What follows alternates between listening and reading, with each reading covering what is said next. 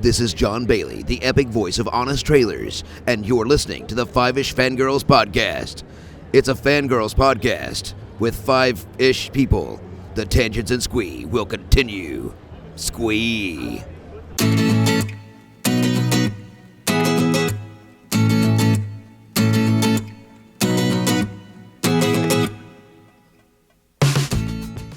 The tangents and squee continue all the way to episode 430 of the Fiveish Fangirls podcast. And warning, earworms will dig into your brain with this episode. We are not responsible for any damage that may ensue. Welcome everyone to this week's episode of the Fiveish Fangirls podcast. So glad you joined us. Let's start off like we do with the virtual table and see who's joined us this week. This is Chrissy in Salt Lake City. This is Sally from Wisconsin. And this is Rachel in Indianapolis, Indiana. Hello, everyone. Hello, hello. Hopefully everyone is doing well. Can't complain too much. Yep. Yeah. It's a Monday, so. Yep.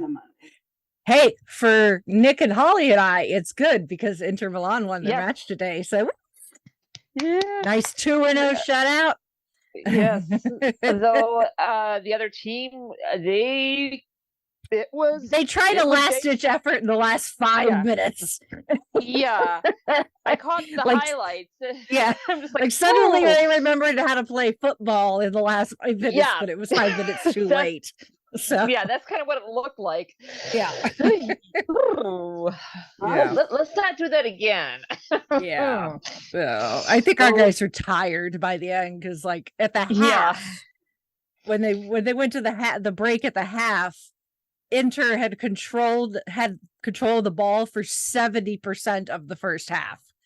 So, yeah, which is usually how they play best. I mean, I don't have the numbers to back it up, but just from all the matches I watched last season, generally when Inter has majority control of the ball, they do fairly well. So, and I think this is a good example of that. So I don't know what the percentage was by the end of the game, but 70% just in the first half. And they scored twice in the first half. So there you go. But they were probably tired, especially considering they added 5 minutes to the end. So, Cagliari wouldn't even gotten a chance if they hadn't added those 5 minutes. So, anyway, go footy. Yeah. Yeah. What? Okay. Related. I mean, I'll talk about PopCon here in a little bit, but it stopped by the Established Facts booth to say hi to the people that were there, and one of their friends, and I didn't catch the guy's name, but he was wearing a soccer jersey. I don't know what club it was. It was red. All I know is it said Fly Emirates on the front, and I said jokingly, how many professional soccer teams are not sponsored and have the words Fly Emirates on their jerseys? He's like, not a lot, actually. Yeah, exactly. Yeah, I think pretty much Emirates, the majority of every single sponsored a lot of football clubs. Emirates. Yeah. No, and I mentioned it was like, well, my club, we're sponsored by Paramount Plus, so he's like Pirelli tires, if memory serves. Yeah. He's like, oh, who's that? I'm like, Inter Milan. He's like, oh, I'm an AC Milan fan. I'm like, really? Like the one person that I could meet randomly at a convention that also, there's a lot of soccer fans out there. That's understandable. But what are the odds I would come across the person who is a fan of our arch rivals? You know? Yeah, exactly. I mean, I'll follow the Spain football, and then I'll have Inter Milan. Yeah, that's the other thing. He said he's also a fan of Barcelona. So. He did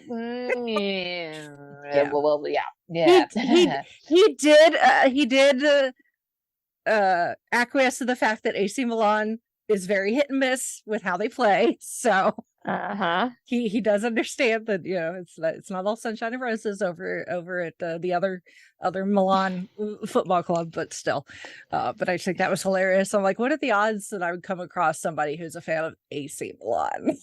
Yeah. Can you tell I'm stalling because really all the news we have is 10 o'clock news? Yeah. So, yeah, and I'm just sitting here nodding, and I'm just thinking, okay, NFL looking at the Google Doc, going, okay, yeah. We can't go down Whistler's route again, though. We probably. Well, I can get on a little bit of a soapbox regarding the Lions. Yeah. Hey, Packers look good, by the way.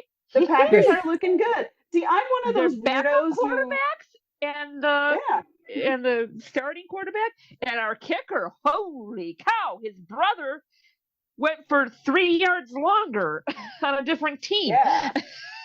So I'm a happy Packer fan. Good.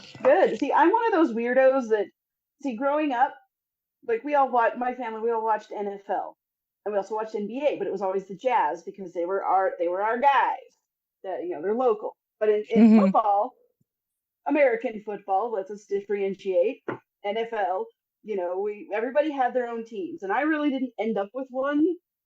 It was the Colts for a while because I really liked Peyton Manning, and then I really liked Andrew Luck, and then Jim Irsay pissed me off because he's such a. Yep.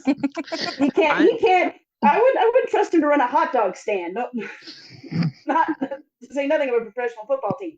But anyway, I'm actually. But my dad's team is the Detroit Lions because his uncle played for them in the 1930s for 3 years. Oh, cool! And my dad and my Uncle Jack, well, his Uncle Jack, really close. Like my dad, he never, his grandparents all passed away before he was born, so Uncle Jack was kind of his grandpa, and they talk about football, they do all these things, and Dad actually met some of his teammates because he invited them out here to the ranch for cookout and meet people, and so my dad is like hanging out with these retired professional football players. It's awesome.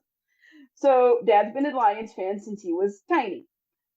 The Lions, if you know anything about the NFL, have not had the greatest they're like sort of these hard luck losers for years. I mean, they've had flashes of brilliance, but it's just been so depressing at everything. But now everybody's overhyping them because they've got a good coach, they've got a good quarterback. They've actually had some success last year.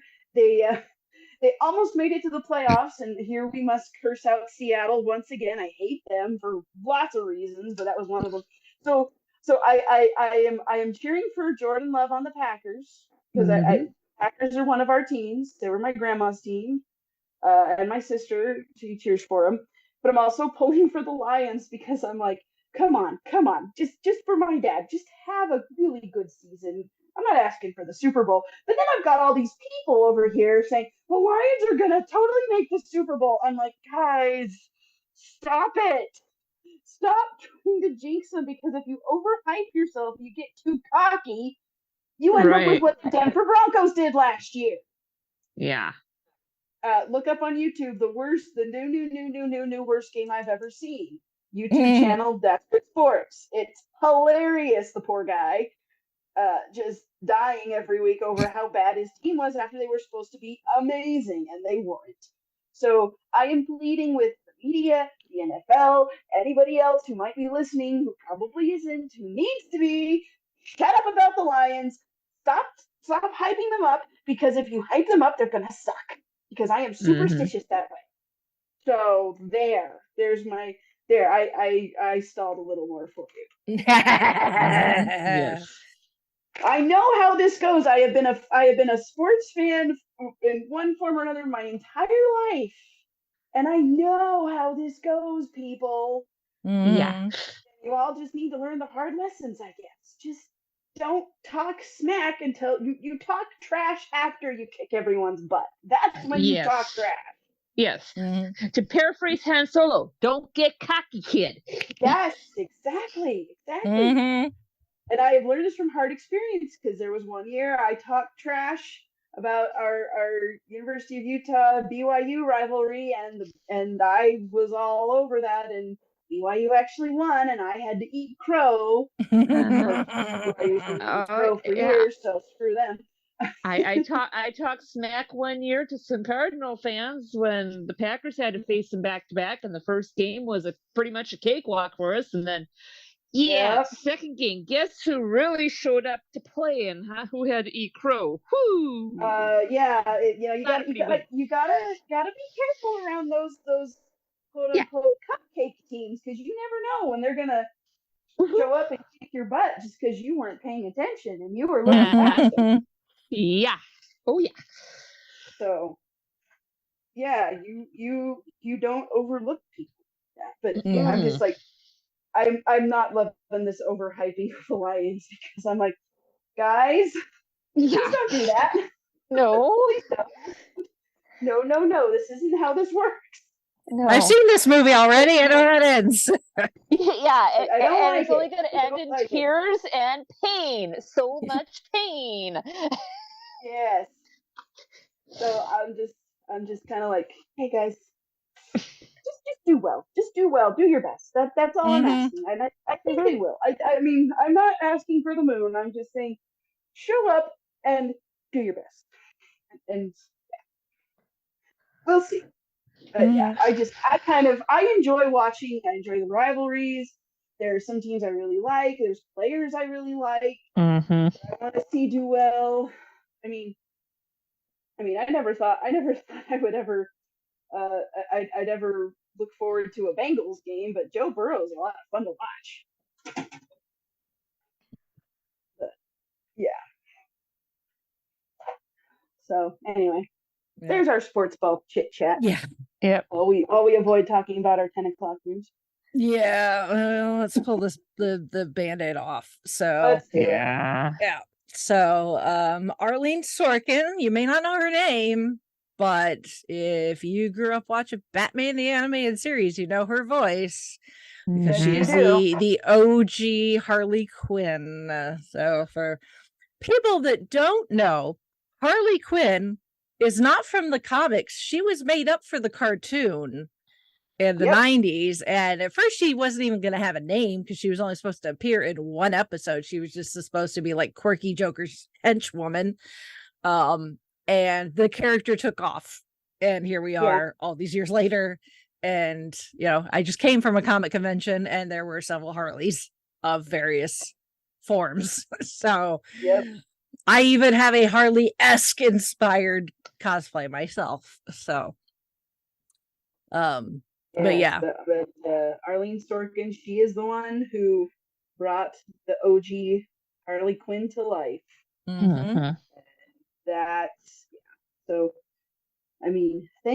we have her work. Her legacy is intact, very much so. It is sad that she has passed away age 67, which is, relatively young. All things considered. I'm just trying to see. Yeah, it just says no details have been made, like why she was sick or anything like that. Just she has passed away, and Mark Hamill, who other than being Luke Skywalker, was also the voice of, some say, the definitive voice of the Joker in that same Batman animated series, and has done the Joker several times since. So where there's Joker, there is a Harley Quinn. So so he's this is a quote from 2021, but he just says that it says, I'll never forget hearing Arlene voice her for the first time. We were all knocked out by her performance and knew we was witnessing greatness. Thank you, Arlene, from your Joker emoji. So that's it's unfortunate, but thank goodness we had her for as long as we did. Yeah, it's a shame that we've lost both, like, our definitive, like, for us 90s kids, they were born in the 80s, but our strongest childhood memories are from the 90s is we've lost Batman and now Harley Quinn from the animated series. So I know, it's like that kind of sucks. I'm kind of realizing, I'm like, oh goodness, this stuff. But yeah, speaking of childhood, holy cow! Yeah. This one is. You know what? There's been a couple of hoaxes, but this one was for real. Well, the even like if it was anybody else, I think the jokes would be in bad taste. But obviously, as we've seen with like his appearances in like Happy Gilmore and stuff, he had a sense of humor. So I think the fact that the running joke of he made it to 99 without going over. Yes. Yep. So I think he would laugh at. He would appreciate it. Yes. So. And the tribute pack that is chicken noodle soup, Sprite, 7-Up, and then the saltine crackers. It's just like, it was like, you know. Yeah. Like if you were ever homesick as a kid. Yep. Bob Barker, host of, I don't know if he was even the first host of The Price is Right, but he was the longest running and retired. I guess 10 years. I mean, he retired quite a while ago. I still feel like it hasn't been that long. Oh, okay. He stepped down in June 2007. Jeez, it doesn't really seem that long. Wow. And and Drew Carey, he does a good job. I'm not going to say that. But like when I was little, like Lottie's age, maybe even a little bit younger, I watched The Price is Right all the time. Oh yeah. And I would tell my mom, like, if she'd come in and like, Mommy, I'm watching Barker. And so that was just my thing, was I watched it. I didn't really get it until I was older. And then, as you get older, you go to school and then you can only watch it on 6 days or during the summertime. But it's just like, I don't know. He's just one of those, it was, like you said, it's, you're sick at home. It's chicken noodle soup and saltines and you watch Price is Right, and just make sure you turn it off before all those soap operas come on. Yeah, really. And you got pretty good at guessing the manufacturer retail price for things. I know. I mean, it was like some years later, I was like, I'm watching it, and I'm like, oh my gosh, everything's gotten so much more expensive. And it's not like I don't go grocery shopping and I don't know these things. Right. And I'm like, dang, I remember I could guess, like, a can of soup was 99 cents. Yeah. Something like that. But yeah, although, I mean, the funniest memory I have is actually, I was in high school. I think I must have been a junior, or maybe I was a sophomore. But there were these girls who were seniors, and they had gone to California on a trip, and they had actually gotten tickets. Cool. To Price is Right, and one of them, they were like twin sisters. And one of them got on stage and up there, and she actually won a trip to Sweden. Oh, neat. And the whole school, like the day that her episode aired, they gave everyone permission, like, hey, we're all gonna watch this. Oh, so neat. School watched The Price is Right that day because someone from our school was on the show. Cool. And it was really cool. I know. It was like, yeah, it was like, I think the game she played, she had to like match two things that had the same price. What was that game called? I don't know. Jeez. So many. There's a lot of them, but it's just like, I think it's so funny. Like, when you have Plinko and, you spin the wheel and a brand new car and just how crazy everybody would get. But I remember the mountain climber. Mountain climber, yep. Yeah. Or anytime they brought out the card games, golf. Yeah, it's just it's just, and it's like, if you ever watch Game Show Network or any of those old game shows, you're like, okay, I see where this style came from, but it was just kind of a time capsule for the longest time of an era when that's what game shows were, and like all of those other ones are kind of, we don't have them anymore, or now they're like all flashy and bright lights, whatever. And now Price is Right, it's still just that. I mean, there's been some upgrades since then, obviously, but it's still kind of that shag carpet, skinny microphone type of thing. Come on, and I think come on down. And I don't, even though, Bob Barker, he retired and now he's passed away, I don't think that any of that is really like that image, that feel, that atmosphere of that show is never gonna go away. No, because of everybody still kind of associates with them. Yeah, I mean the only thing that changes with The Price is Right is the price of stuff, and that's just because inflation. Yeah. So that's about the only thing that does change. If you ever go back and watch an old episode, and it's like it's for 25 cents, and you're like, I want to go back there. Yeah. Well, and if you've never seen it, I don't know what streaming network app it's on at the moment, but there is a documentary about a guy who he made it all the way to the Showcase Showdown and guessed the exact price, because up to that point, The Price is Right had been essentially have the same prizes over and over and over. Right. So people learned what the prices were. Yep. So he was just able to do the math in his head, and he managed to guess the exact prices. Since then, like, Price is Right has tried to like change up the types of prizes that they give away, so it makes it a little harder. But but there's a documentary. He was accused of cheating and all these things, and it's kind of wild for something as innocuous as Price is Right. I know what the answer is now. I need to guess like maybe like $100 under that or something, like maybe not right exactly. Yeah, I remember correctly. I think there was like one prize where he wasn't entirely sure on, so he did kind of guess, but and I don't remember if that was the case then, and I don't remember if it's the case now. But it used to be that if you got within like $100, I think, in your showcase, it was $100. Yeah, if you got within $100. Later they changed it to $250. But I do, in all the years I watched it, and I'm not saying I'm, a guru or anything, and I haven't actually watched it in a long time, but I think I've only seen it happen like less than 10 times. Yeah. But I have seen it happen, and it is nuts. Because that means, they win both showcases, which is. Yeah.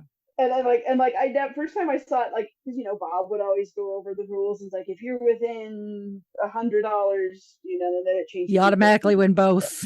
You automatically win both, and I was like, oh, that's exciting. What does that mean? And then it happened, like, oh, that's what that means. Okay.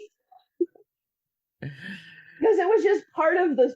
I don't want to say part of the script, but it was just kind of part of the show. Is just that these are the things that Bob said about the show, about the games, about all the things that they were doing, and he just had it. I'm sure he had it memorized. I mean, that's kind of part of his job as the host, and it's just the way that they say these things, and just there's a cadence to it, and it's just very, like I said, very familiar and comfortable. And it's like, okay, I understand this, and that's what game show hosts back in the day, and even some today, were supposed to be. They're kind of guiding the people through this game. And The Price is Right was unique, and like you had all these different games that had all these different ones, so it wasn't the same one every time. I mean, there were obviously the favorites and the ones that were like really exciting, like Plinko, or Plinko, I love Plinko. To the point where people have made their own Plinko boards, and you can play it at like your county fair. We have one at the library. We use it. Or there's if you're a fan of cash. Yeah, if you're a fan of Red Letter Media, they play Plinketto. Yeah. To pick terrible movies to watch. So. Oh wow. Yeah. But it's just like I heard it described once. It's like, well, if they're playing a game you don't like, wait a few minutes, they'll be doing something else. It's kind of that's what has kind of made it go as long. And always when someone gets $1 on the wheel, it's just so fun to watch people. $1,000 and an extra spin. Mm-hmm. And then if they get on the green or the green, they get an extra 5,000, and if they get land on the dollar again, they get an extra 10,000 for a total of 11,000, and everybody gets jumps up and like, yay! It's really exciting. So I'm like, people are so crazy on that show, but I'm like, would I be any different if I were up there, playing the game, spinning the wheel, and just be like, oh my gosh, what's going on? So anyway, so yeah, and then although I did see when the news hit that Bob Barker had passed, a lot of people were posting the clip from Happy Gilmore. I almost call it Happy Madison. I'm like, no, that's the production. Those are two different Adam Sandler movies that you just combined. Yes, well, that's his production company. Like, if you're watching an Adam Sandler movie, and it's produced by Happy Madison, but it's Happy Gilmore is the movie, and there's a scene where he's golfing with Bob Barker. A lot of people probably seen it, and they end up like punching each other out. Oh, Barker kicks Sandler's ass. Oh yeah. Bob's got some moves. He's pretty spry. Yeah. My favorite tweet I saw was somebody's like, he's up there throwing punches with the best. I'm like, yes, indeed. But all of the jokes, all of the ribbing about the closest to 100 without going over, and all of that. It's all in good fun and love and meant in he would think it's funny. Yeah, he was kind of like, he was kind of like Betty White, in that it was just sort of this iconic older personality that we all knew and kind of had this level of comfort with, kind of like your grandpa or your uncle or something like that. That's just like, you're just there, and you're glad, and you're happy, and then it's sad that they're gone, but holy cow, what a life. So it's more a celebration of, sad that you're gone, but goodness, you lived. We are glad that you were here, and we're glad that you were here. So don't forget to get your pets spayed or neutered.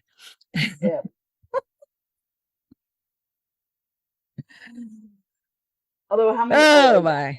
A great dog. Yep. All right, move on to some. Move on to some slightly happier things. We did get a couple of trailers / teasers, which I don't know why I'm surprised, but I was genuinely surprised to see that we're already getting our third Poirot Agatha Christie adaptation, with Kenneth Branagh playing everyone's favorite mustachio detective Hercule Poirot, because we got Murder on the Orient Express, and then Death on the Nile, and now we're getting A Haunting in Venice. So again, a very star-studded cast, because that's how they roll with these movies. But I love Kenneth Branagh in this role. He's so good. And libraries everywhere are scrambling to buy extra copies of the book, because holy cow, people are gonna descend upon us and want to read it. Yeah, because I don't know how well known this one is. Obviously, Orient Express is the most well known. So, but I don't know how, as they go on, as far as popularity and recognition goes, considering, and there's a lot. Just with Poirot, there is a lot of material. So they, as long as these movies keep, other circumstances, pending, but I think, if they wanted to go through her entire catalog and make these movies, well, at least the Poirot ones, although maybe they will spin off into Miss Marple, who knows?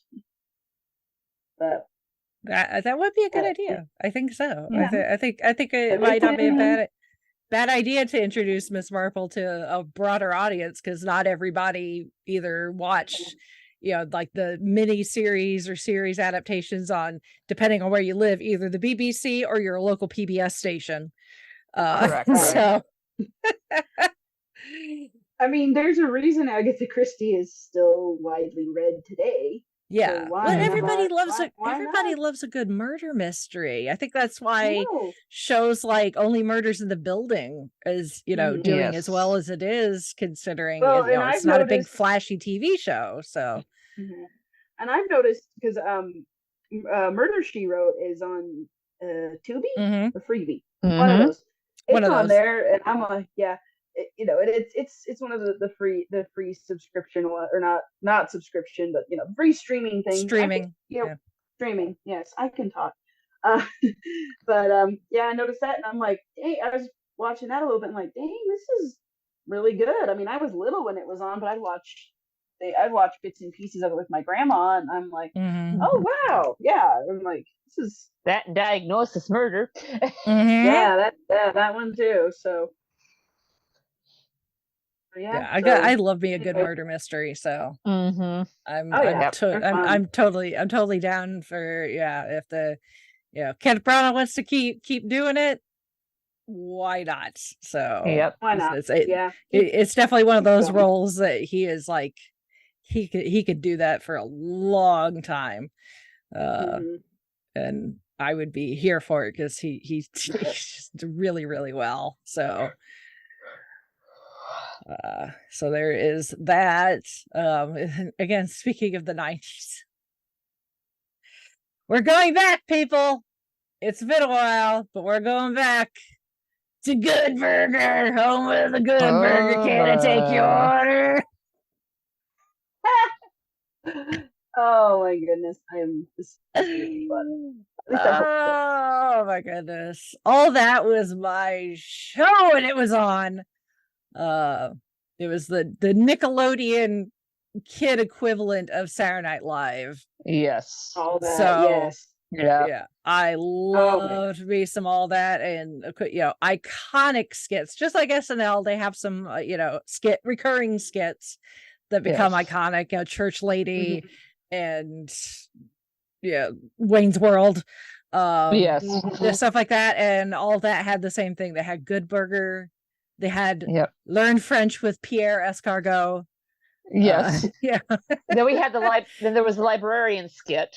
Yes. Yep. Bicycle repair man. This is a library. No talking. Yes. And then she would blow an air horn, or bring in the big brass band. It was great. Yeah. So Good Burger, they made a movie back in the day, of course, riding the hype. But Keenan and Kel got their own show. Yes, that too. And then Keenan went on to SNL, of all things. So he went from the kids SNL to actual SNL. But he's finished his tenure at SNL and is off doing other things, and that includes a sequel to Good Burger. So the nostalgia. So that's oh my goodness. It's like the minute I saw Kel as Ed, I'm like, I'm 13 again. This is awesome.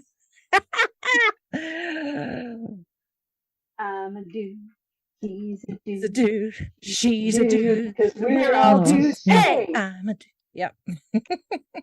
We're all dudes, man. Yep. So there is that. Well, hopefully coming to a theater near you at some point. Yep. In the meantime, over on our YouTube channel, we have a couple new videos for you to watch. So I kept my promise to myself and got the Gen Con video up before PopCon. I was like, get the one video done, one con video done before the next con.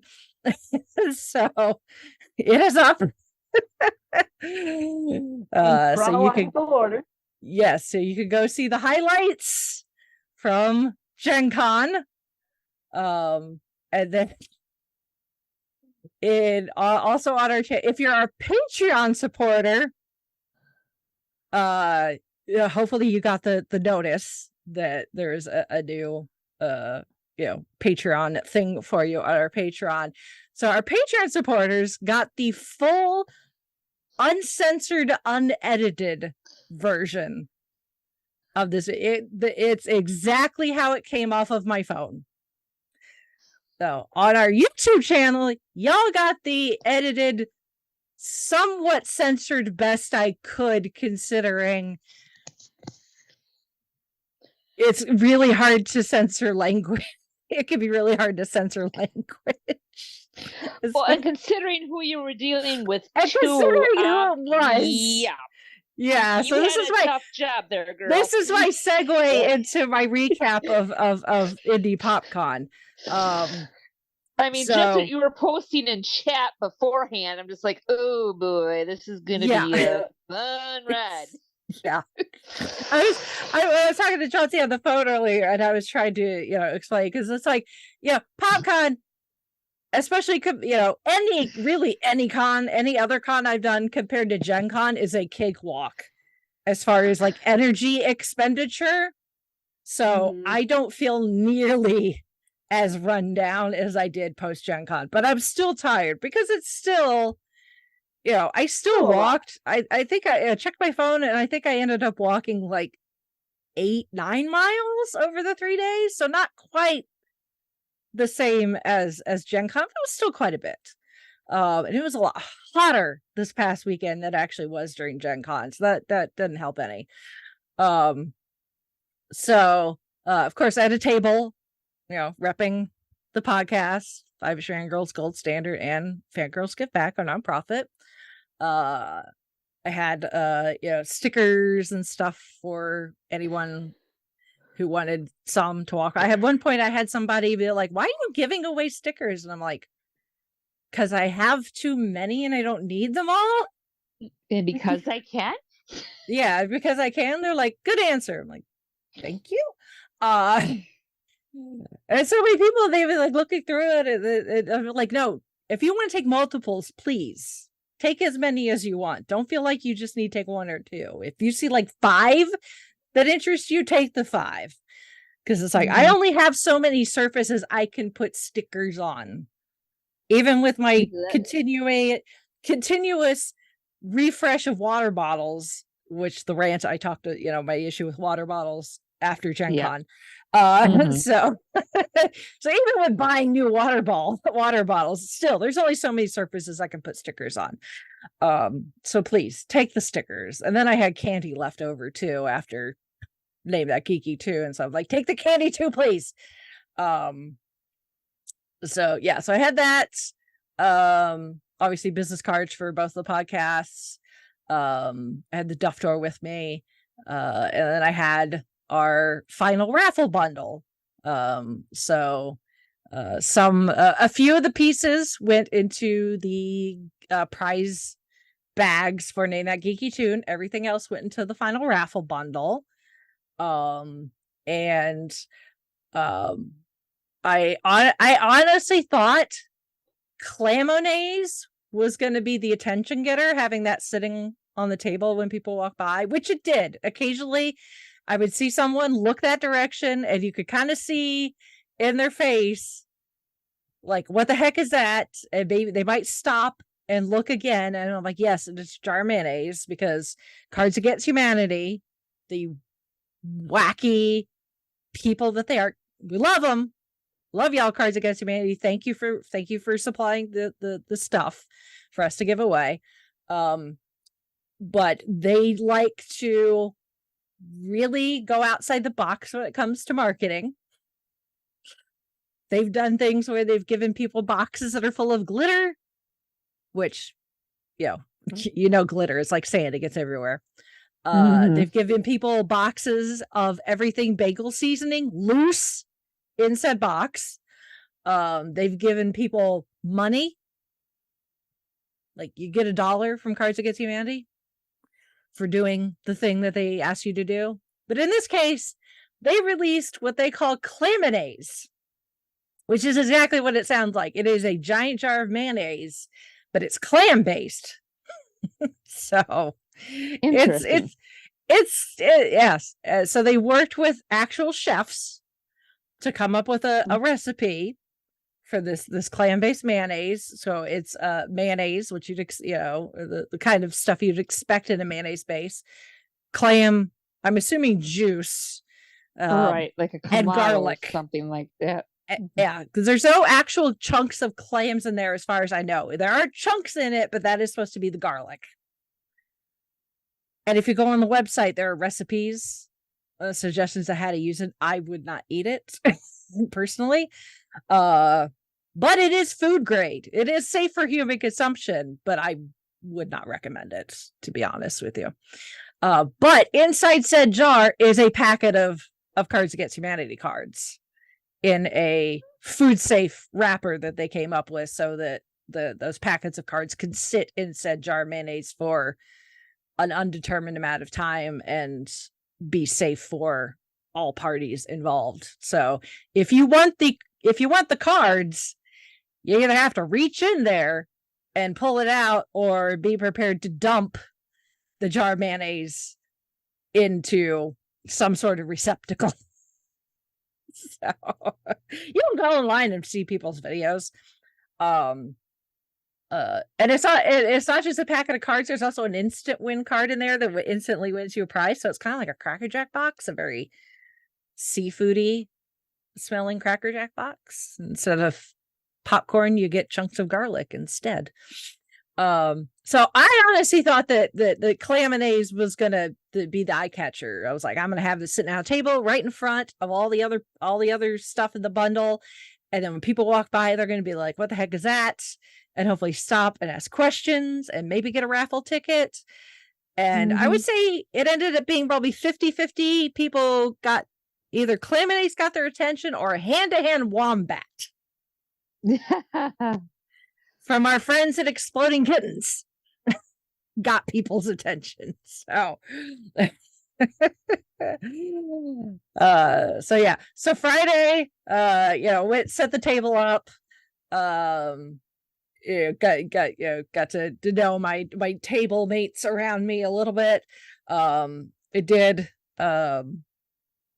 grabbed, that was the day I got my autograph and photo with James Marsters. So that was a lot of fun. Lovely pick, by the way. Yes, isn't it? I told you I had a good idea. You sure did. So I liked the idea. Yeah. And he got to be the first person to autograph my new, I guess, Doctor Who, wall piece that I'm going to start collect autographs on, because as much as I would have loved to have him sign next to John Barrowman's name on my TARDIS poster that I've been using for like the last 7 years to collect Doctor Who autographs on, that poster's been retired for travel. It can't take any more being rolled up and then rolled out and being signed and traveling and all that stuff. It's paper at the end of the day. And it can only be folded and bent and, manipulated so many times before it's going to start falling apart. And there's way too much money in autographs on there for that to start falling apart. So I don't want to think about the dollar amount of the signatures on there. So I retired that after I got Warwick Davis to sign it. He was the last one. Which is not a bad place to stop. No. Warwick Davis, good old porridge. Yes. So I was like, okay, well, I want to keep getting something signed that's big enough that I can have multiple autographs on it. Because some people, they do the photo ops and then they have the celebrity sign their photo, which is fine, but that takes up space. Yes. And I don't always get a professional photo with everyone I get an autograph from. So like my Power Rangers, the Power Ranger autographs I get, they're all on the movie poster from the 95 movie, that sort of thing. The Marvel one, that Marvel art piece that's got all the signatures on it. So I needed something new because I'm not done collecting Doctor Who autographs. Please, there's still a lot of people out there that I've not met yet. And I was racking my brain, like what, I was looking on Etsy for possible like pieces of art or whatever. And I was like, duh, you've got a perfectly good painting that my sister-in-law painted for me as a present years ago, that it's been hanging in my bathroom, just, getting steamy every time somebody uses a shower. So it's just kind of sitting there. And I was like, it's not going to go back in the bathroom now. I'll find a new place to hang it. But it's just this really cool kind of abstract, like space, and it's not the full TARDIS. You just part of the TARDIS in the corner. It's got glitter. It's all, shiny and cool looking.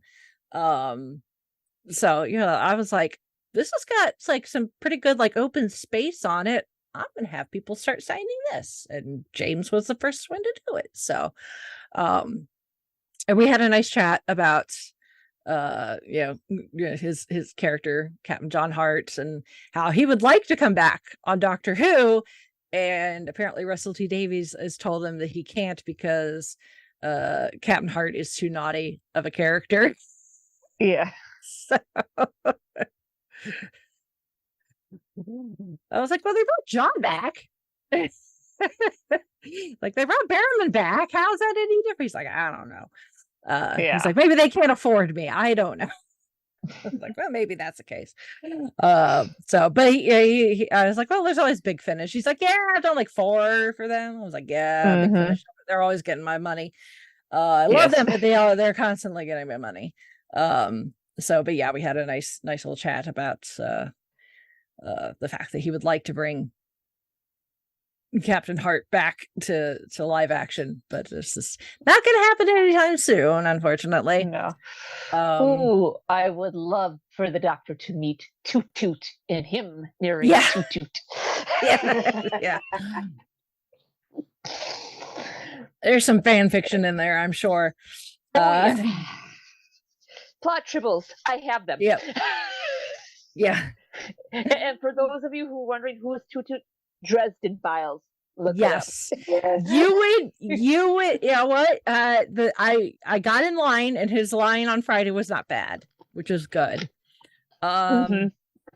So, but the people that I was in line with, the 2 people that were directly in front of me were dressed as Crowley and Aziraphale.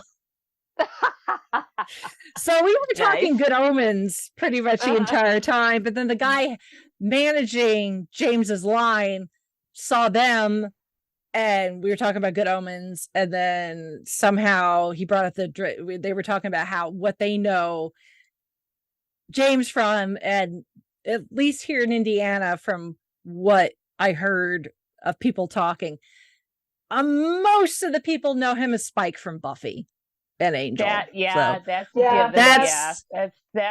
what most people.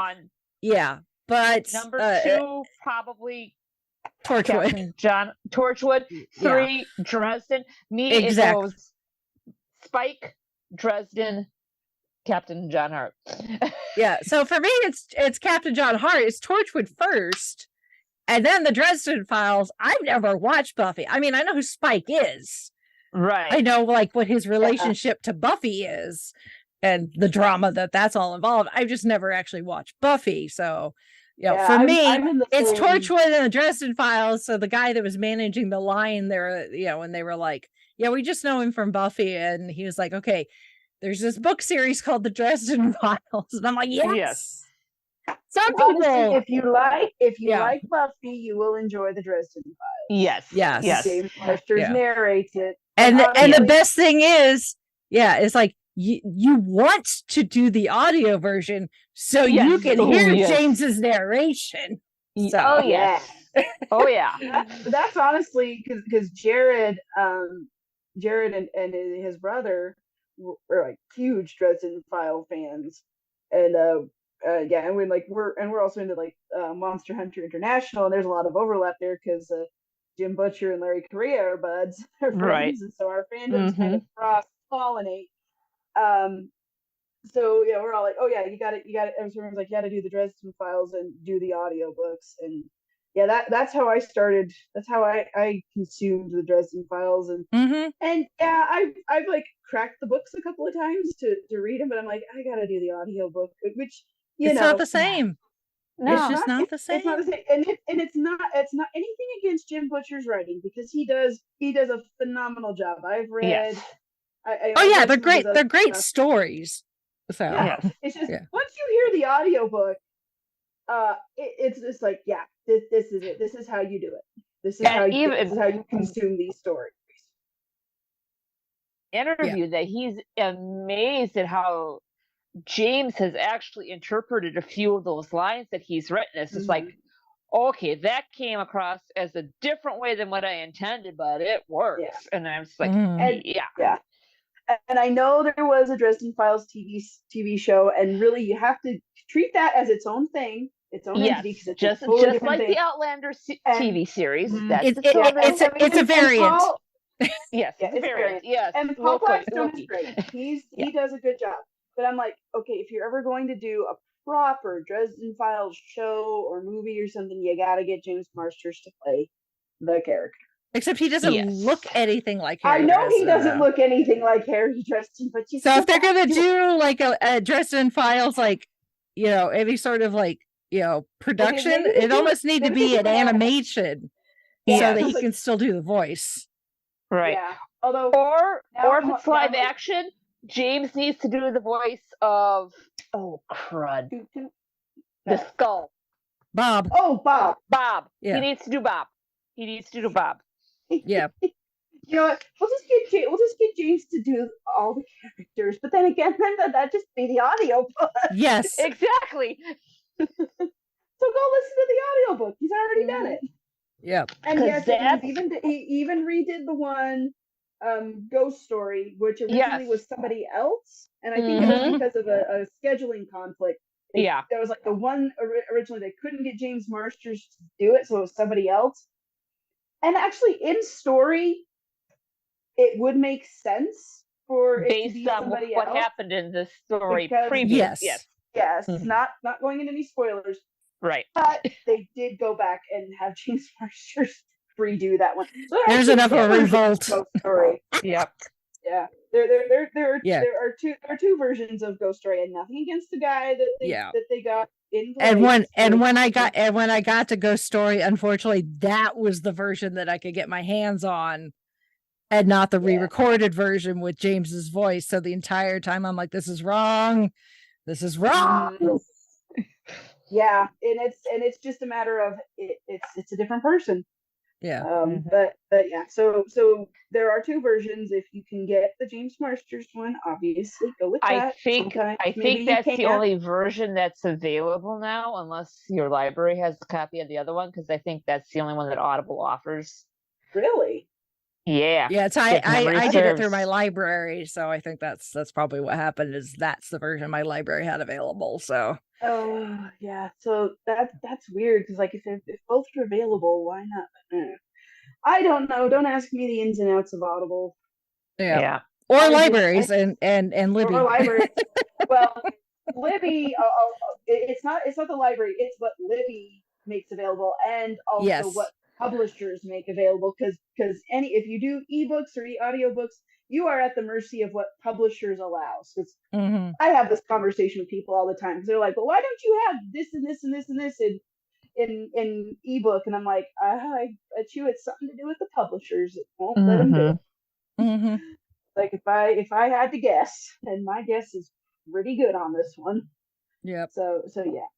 So yeah, write and complain to the publishers, because they're the ones that have the most say. Unfortunately, sometimes they're just. I won't. I don't want to go into another tirade. Yeah. We've had this discussion multiple. And then they blame libraries. Like, why aren't we making money? It's those libraries' fault. It's like, dude, like, bitch, look at your own. Look at what you're doing. It's like, what are you publishing? What are you spending money on? You may have you go look in the mirror. Don't look at us. Insert Kermit sipping. You go, Glen Coco. Mm-hmm. I have opinions. As you all well know, if you've been listening to this podcast for any length of time, and by any length of time, I mean the last 45 minutes. Yes. I think I'm on one today. Sorry, guys. That's okay. Anyway, continue. So guys, because it's a Dresden Files, I was like, what can I do for a photo? Because I don't necessarily want to do just like a, hey, look at us. We're temporary friends here in this photo. Obviously I could have brought the duff door in, but it was like, and finally it came to me, I'm sure, like in the shower or something. And I was like, signs. This could be fun. So because Harry Dresden in the Dresden Files, he markets himself not just as a private eye, but as a professional wizard. Yes, he does. Yeah. And I have self-titled myself a professional nerd. So I made signs, and if you've on our social media, then you've seen it, where I'm holding a sign that says professional wizard with the arrow pointing towards James, and then he's got a sign that says professional nerd with an arrow pointing towards me. Yes. So, it was so funny. It's like it's only gonna be funny if you know the Dresden Files. That's the thing. So it's like if you don't know the Dresden Files, you're gonna be very confused, and I love it. And the look on James's face was priceless. Like he got it. He understood the assignment. Yes. Yeah. And I'm sure. I mean, he's like, the building is on fire, and it's not my fault. My fault. Yes. One of the best lines of a book opening ever. Yep. Absolutely. Yeah. Yeah. I mean, honestly, I'm sure he loves all his fans, but I wonder how many Dresden Files, things that he gets to sign or. Well, the like photos, the nice, shiny 8x10 glossy photos that most celebrities have at tables at these types of things. He does have one of him in a recording booth. Oh, cool! Nice. Yeah. Well, I mean, he's just got that nice buttery voice. Yes, oh yeah. So, Yes. So I'm sure, but. Yes, he's also aging in a graceful silver fox kind of way too. So, oh yeah, yeah. There was a reason I had James as Spike on posters hanging up in my dorm room when I went to college. Yeah, he's not blonde. He's not blonde anymore. No, but it still looks good. So, and I have Buffy to thank for me getting into the Dresden Files, because one of the Buffy magazines on the back actually advertised the audiobook of the first Harry Dresden. And I'm just like, ooh. Well, I think I had the paperback sitting because they had kind of like, another Harry, another wizard Harry, but not Harry Potter. And then, so I had the paperback. You're a wizard, Harry. Yeah. And then, what sold me even more was when the audiobook came out and they advertised it on the back of the Buffy magazine. I'm like, okay, he's narrating it. I'm buying, and I can't remember, but that one was, it was done, because I have the CDs of Stormfront floating around somewhere, but I had to go through like a different small shop in order to get said audio CD. It was to kids back in the day. We had this thing called books on tape. Oh, that too. Yeah, CDs, books on tape. And then they went to CDs. And luckily, the CDs weren't the abridged version, because 9 times out of 10, those audiobooks, those were abridged. The cassette tapes, you couldn't get the full unabridged version. Yeah, which most stories you don't want an abridged. Like, you want everything. Unless you're me and you do like the very abridged version of Les Miserables, where it only tells you like Jean Valjean's story and leaves out everything else. That's different, right? That's different, Rachel. That's super abridged. So. Yeah, but that was quite fun. And he was quite nice. His birthday actually was last week, so I wished him a belated happy birthday. So cool. Yeah, he said it's great. He's like, it's great to be alive. I'm like, yeah, it is. So and then I got Sean Gunn's autograph as well because he was there on Friday. Cool. So and he had like nobody in his line. It's really funny because it's like, they got the celebrities all lined up on one side against one wall of the vendor hall, and they're just in one big row. And a lot of times they will put like together, if there's some from the same franchise. So like we had several Power Rangers, so they had them together. They had a lot of the voice actors together. So you had like Roger Bumpus and some of the others all kind of together. But then at the far end, bookending one end was Rooker.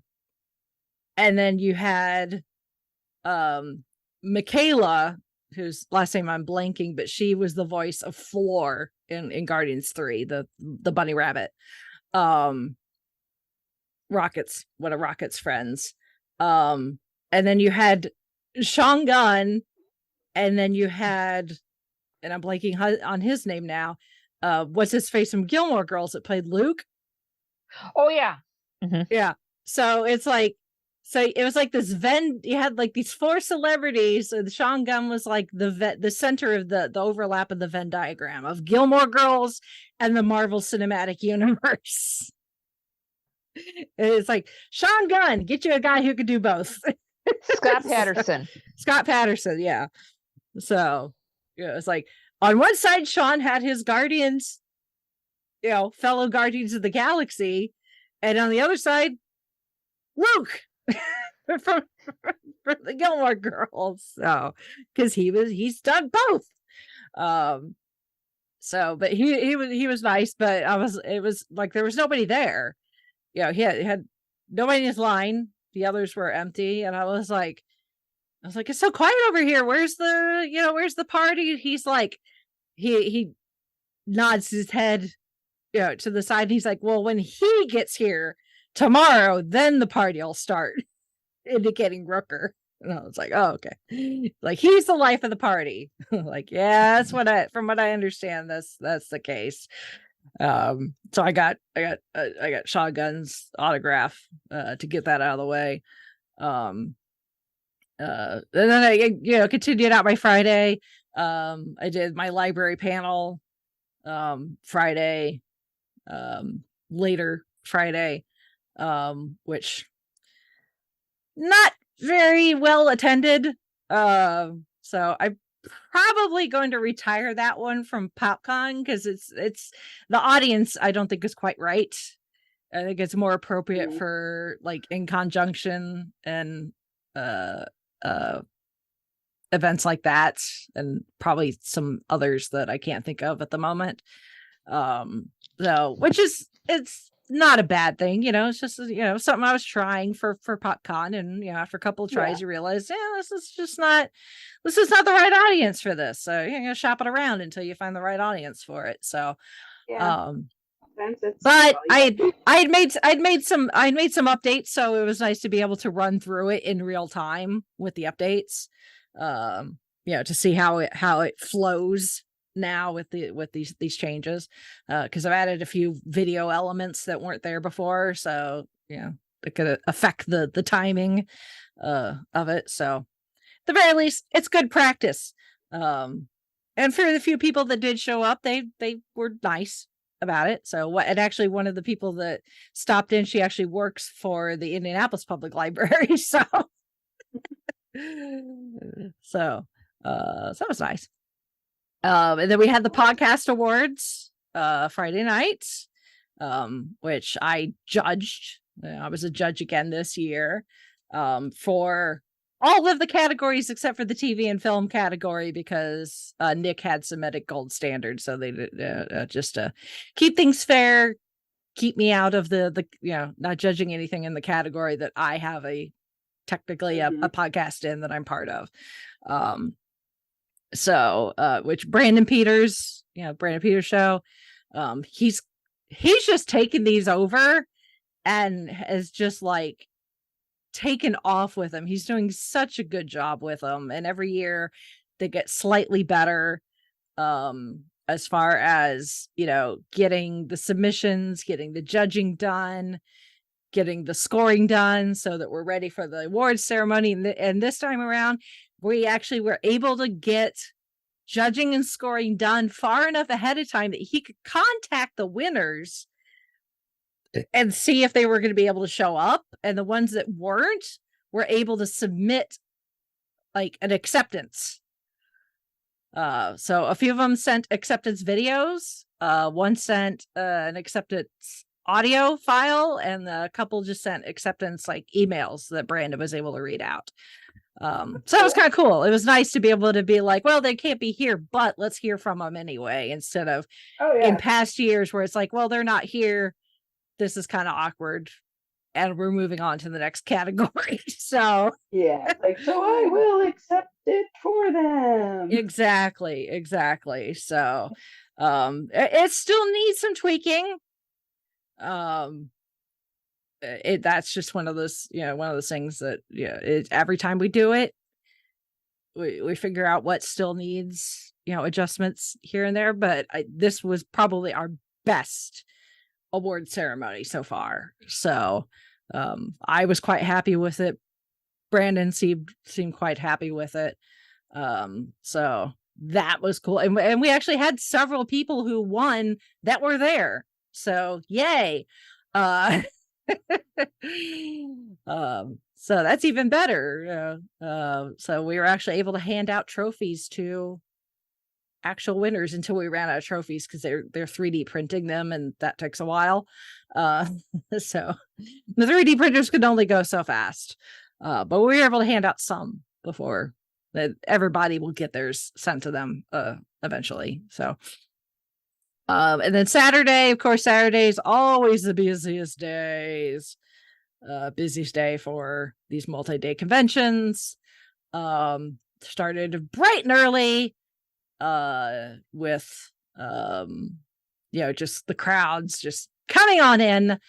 And I spent pretty much all day at the table. I didn't plan to go get any autographs or do any photos or anything, because I knew with Saturday it was just going to be like, the table is the best place for me to be on this day, which ended up being a good thing, because it made it easier for some of my friends to find me, which is good. So my friend Alan, who if you're not following him on Instagram, as he's Luke Hangover,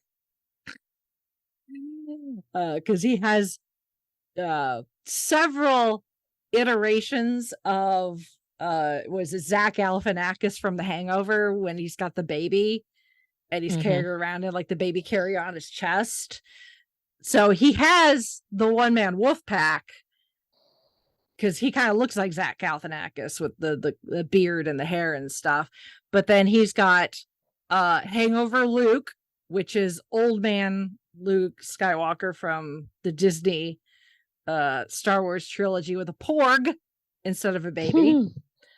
He's got a hungover Ghostbuster, so he's got Slimer in the baby carrier instead.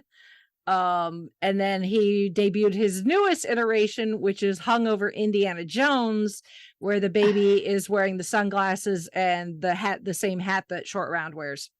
So it's baby Short Round in the carrier. So that was quite fun. So I got to see that, got to see him. And then from my friend Tony from the podcast formerly known as Geeking in Indiana, among other things. He showed up with his wife Liz and one of their kids. And I'd seen Liz more recently. I've seen her a few times throughout the year at various things. But Tony has not been doing much in the way of conventions, but he actually was picking up stuff because he does prop making on the side. So he was picking up some stuff from some people. So in the PopCon crowd is a little less scary than something like Gen Con, which is good. If you're not a huge fan of crowds, because I know some people are not. That's why Chauncey doesn't go to these things normally, because the crowds are not his thing. But it was my first time seeing Tony, I think, since before the pandemic. So it's nice to see him and Liz and one of their kiddos, and catch up a little, and that sort of thing. And then I saw Power, we just call him Powers because that's his last name. It's Matt Powers. He's a professor at the School of Informatics at IUPUI. He was one of my college professors when I went through the program. But I'm still friends with him, and his current girlfriend is in our D&D group. So they were both there with his kid. So it says, was able to say hi to him and to Laura, and all that. So it was nice to be able to catch up with some folks, some that I'd not seen in a while, which is really cool. And then I had Name That Geeky Tune. That was also on Saturday, which decent turnout, all things considering, which is good, because at Louisville, I had been a little nervous when I realized that I was scheduled up against Twisted Tunes. Mm-hmm. And thankfully I had a decent turnout. This time I was scheduled up against Michael Rooker's Celebrity Q&A. So again, I was like, oh, I hope people, yeah.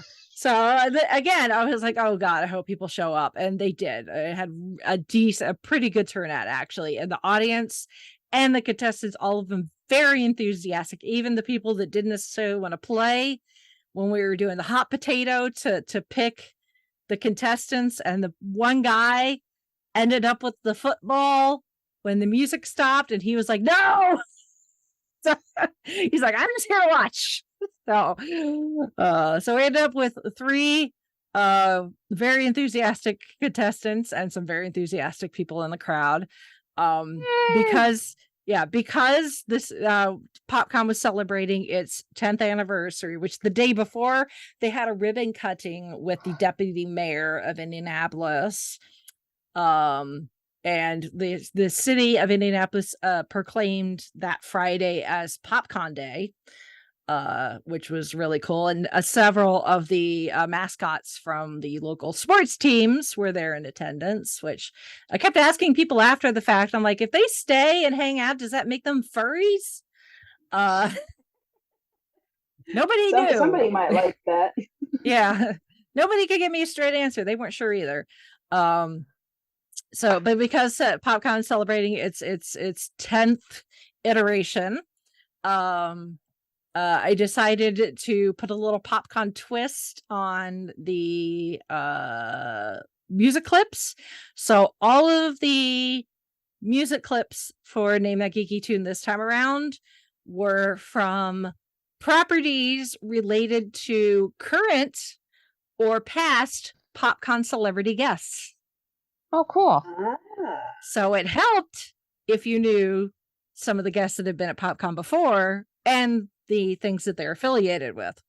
Some are very obvious, even just from the song, even if you don't know the celebrity. And then, of course, some are a little harder. Although there was one gal in the audience that she knew a lot of them. So, because, the game's really simple. I have short clips of the songs. I play the clip. Each of them has a noisemaker. When they think they know what it is, they make their noise, and they can do their guess. If they're right, they get a point. If they don't get it right, then it goes to the other 2 players. And if one of them, whoever thinks they got it can buzz air quotes, buzz in. And if none of the 3 contestants get it, then I turn to the audience, and if any of the audience gets it, they get some candy. So cool. So it makes the audience not feel. I'm sure there's someone in the audience going like, I know this one and I can't say it. Yes. That happens a lot, actually. So that would be neat. Must bite tongue. Bite tongue. Yeah. I was like, next PopCon, try really hard to get the football so you can actually play. Excuse me. So after 3 rounds, we had a clear winner, but we had a tie between the other 2. So we did have to go to a tiebreaker to determine who got second and who got third. And then, all 3 of them got their prizes. Of course, first prize got the biggest prize, but each of them got a goodie bag with at least one game of some sort in there. But of course, as you get to first place, they get more, because that's the way it works. You win, you get the biggest, baddest loot box. But they all seem to enjoy their prizes. The audience really seemed to enjoy themselves. I had one guy that gave me some suggestions so that the mechanics on the back end go a little smoother. So that was really helpful. So that was cool. So yeah, I would definitely keep Name That Geeky Tune on rotation. So if and when I reach out to the gaming companies again in the future for possible donations, that will I think it'll go to more than anything. Because the raffle, unfortunately, it is not quite working out the way that I'd hoped. But that's, again, you got to try things and see how it goes. So and then Saturday night was also the cosplay contest, so that's always fun to watch. Some really, really good cosplays this year. Everybody always I'm always so amazed at what people come up with and are able to build. So and then every time I'm like, oh, I should get back into cosplay, and then I get home and then my stuff just sits. Yeah, it's easy to have inspiration, and then you actually have to get there and do it, and you're like, right, okay, how do I do this on a budget? It's the combination. Yeah, it's the combination of inspiration, motivation, and timation. Schedulation, resourceation. Yeah. And those have to like align perfectly. Like the planets sometimes align, but if they don't, forget it. So yeah. But it's still fun to watch. Yes. Yeah, it's always fun to watch at the very least. And then yesterday, as we're recording this, rolls in, and we come slowly rolling in, the vendors, and we're like, because by Sunday you're just like, you're done. You're just kind of done. Sundays are just kind of like, let's get this over with so I can go home and go to sleep for like a week. Even if you're really genuinely excited to be there, your body does not care after a certain point. Like, we've had fun, time to collapse. Yeah. So we come rolling in, we get our tables set up, all nice looking for the day and stuff. And like right before 10 o'clock, I'm like, I'm gonna go ahead and get in line for Rooker's autograph, just in case there's a crowd, because there was the day before, because the vendor hall opened both Saturday and Sunday at 10 a.m. for the general public. VIPs and press could get in a half an hour before. So the masses were allowed in at 10 a.m. on Saturday. About 10:30-ish. You remember how I said all the celebrities are in one big row, and at one end, bookend, is Rooker, where our booth was perpendicular to the bookend at the other end of the celebrity row. So the very last person at the complete opposite end. So good distance away. And at about 10:30-ish on Saturday, from the far end of the convention center, we just heard this huge din of screaming and yelling and cheering. And myself and some of the other vendors around me, we all just kind of looked at each other, and we were all like, Rooker must be at his table. Yep. Yep. So when it came to Sunday, I'm like, okay, well, it's Rooker. He's a big, he's got a big deal. The Marvel, Walking Dead. Those are two really big fandoms, among other things that he's been in. So it's like, I'm gonna go get in line. I was like, odds are he's not gonna show up right at 10 o'clock. But it's like, the closer I am to the front of the line, the less I'll have to wait when he does show up. So I'm second in line in the regular line. There's a couple people in the VIP line. And we're just chatting. The gal that was first in the regular line in front of me, this was her very first con. Wow. Ever.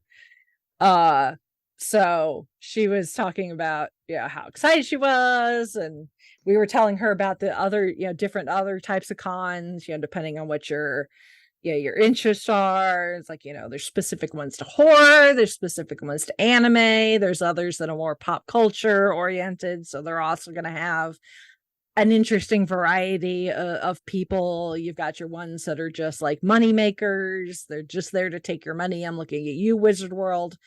You know who you are. So we were just talking and passing the time. Eventually one of the handlers shows up, and she's all like, yeah, he hasn't left the hotel yet. And we're like, yeah, whatever. No problem. So eventually, a little before 11 o'clock, he shows up. Just the man is a walking shot of espresso. Like, I was dragging Sunday morning, but the minute the Rooker entered, like within the general atmosphere of myself and everyone around me, we were all suddenly very awake. He is a child who's just been fed a very large, like, Red Bull and been given a puppy and then let loose in a Toys R Us. That is Michael Rooker, and maybe one or two pieces of candy thrown in for good measure. Yeah. Or in his case, his candy is 90% proof. Yeah, from what you were, at least what you were telling me, yeah.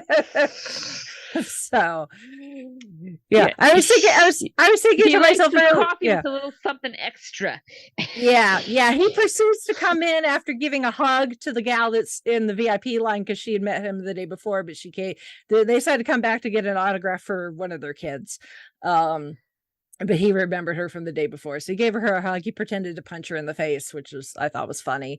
She thought it was funny. And I was like, hey, that's a story you could tell people. I got cold cocked by Michael Rooker.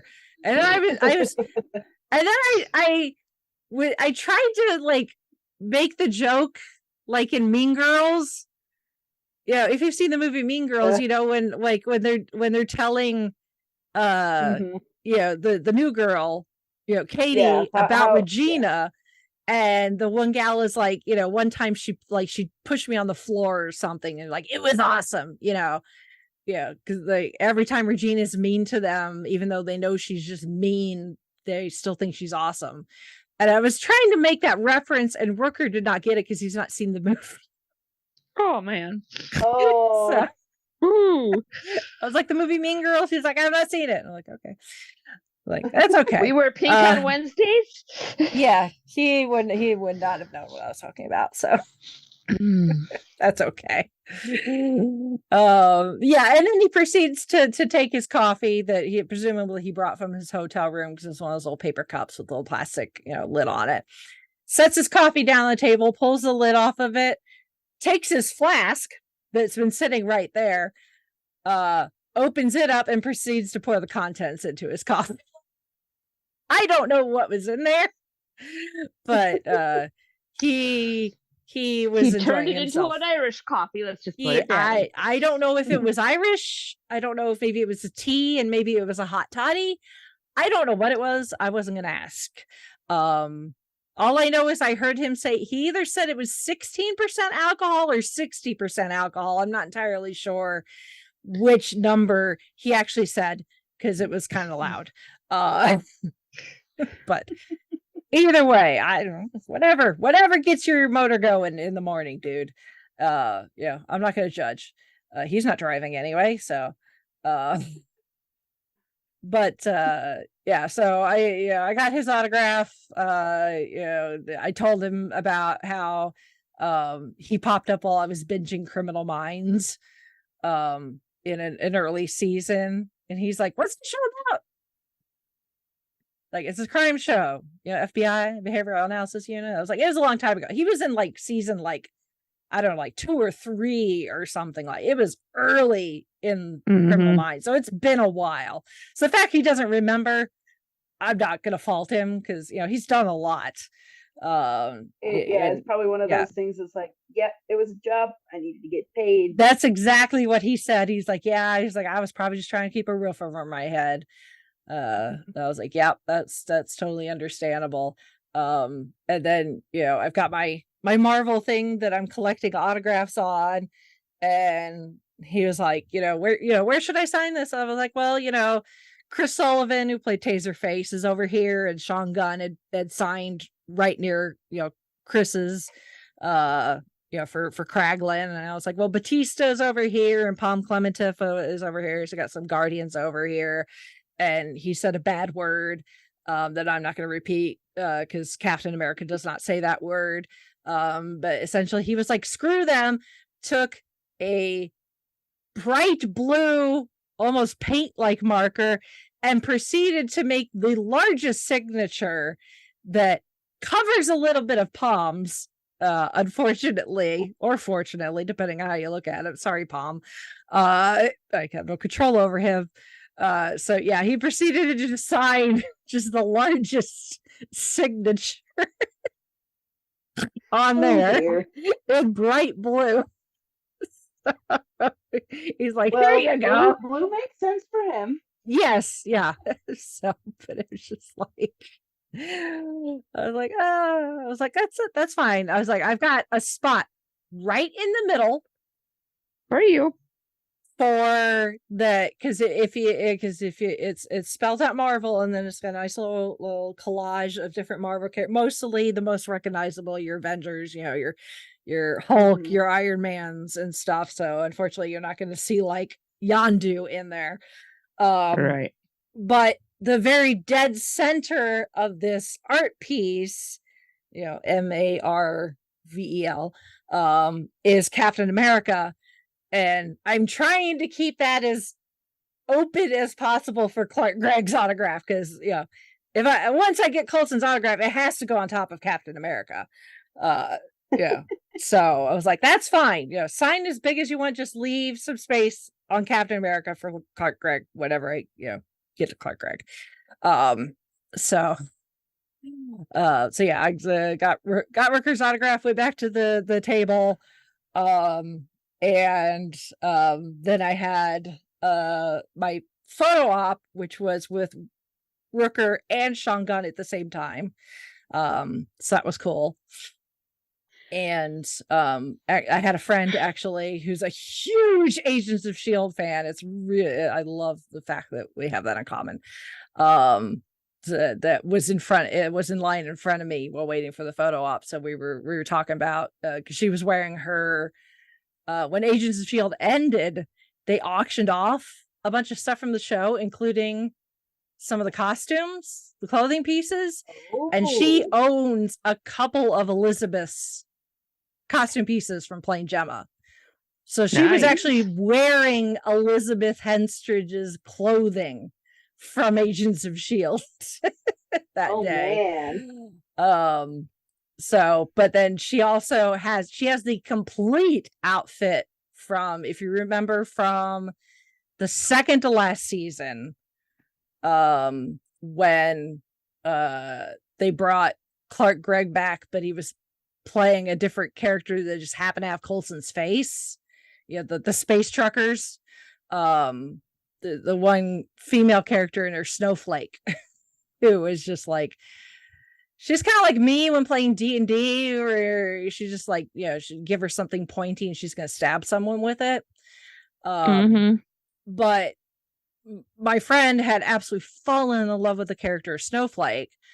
So when they auctioned off Snowflake's entire costume, because she just had the one outfit, and she ended up getting it. So she cosplays as Snowflake wearing the actual screen used outfit.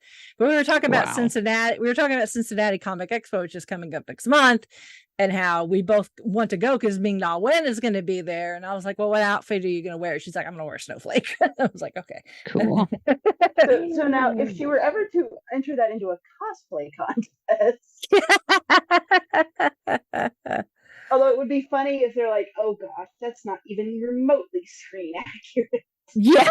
That would be hilarious. That would be funny. Yeah. It's like, it is so screen accurate. Do you want to see the bill that I paid for it? Right. Yeah. So yeah, we chatted, and so I got my photo with Rooker and Sean. I took the Duff Door with me this time. I figured he should be in at least one of them. And Rooker is all like, is that your friend? I was like, yes. He's like, do you take him everywhere with you? I'm like, yeah, he's come to a lot of conventions. He's met a lot of famous people. And he was like, oh, I was like, yeah, he's totally covered in DNA of all sorts of famous people. So he proceeds to look like he's like picked off like a piece of lint or something off the Duff Door. And he's like, oh, what's this? I said, I don't know, it's probably Batista. He's bust out laughing. You were lucky Defter didn't go flying. Yeah. Yeah. I don't know. And the thing is, it's like Rooker was on my right and then Sean was on my left. So then, they take the photo and then Rooker's, asking me about the Duff Door, and, we're cracking each other up with that. I have no idea what Sean Gunn was doing behind me. For all I know, he was just like, I'm just happy to be here. Maybe. I have no idea. I'm just watching these two talk about her bear. Okay. Yeah, and Rooker gave me like the biggest bear hug. I'm pretty sure I ended up with an indentation from one of his shirt buttons on my face. But he was really, and when I was like, oh, it must be, it's like, it's probably Batista. He just cracked up. he's busting out laughing. So, funnily enough, the Duff Door actually has not met Batista.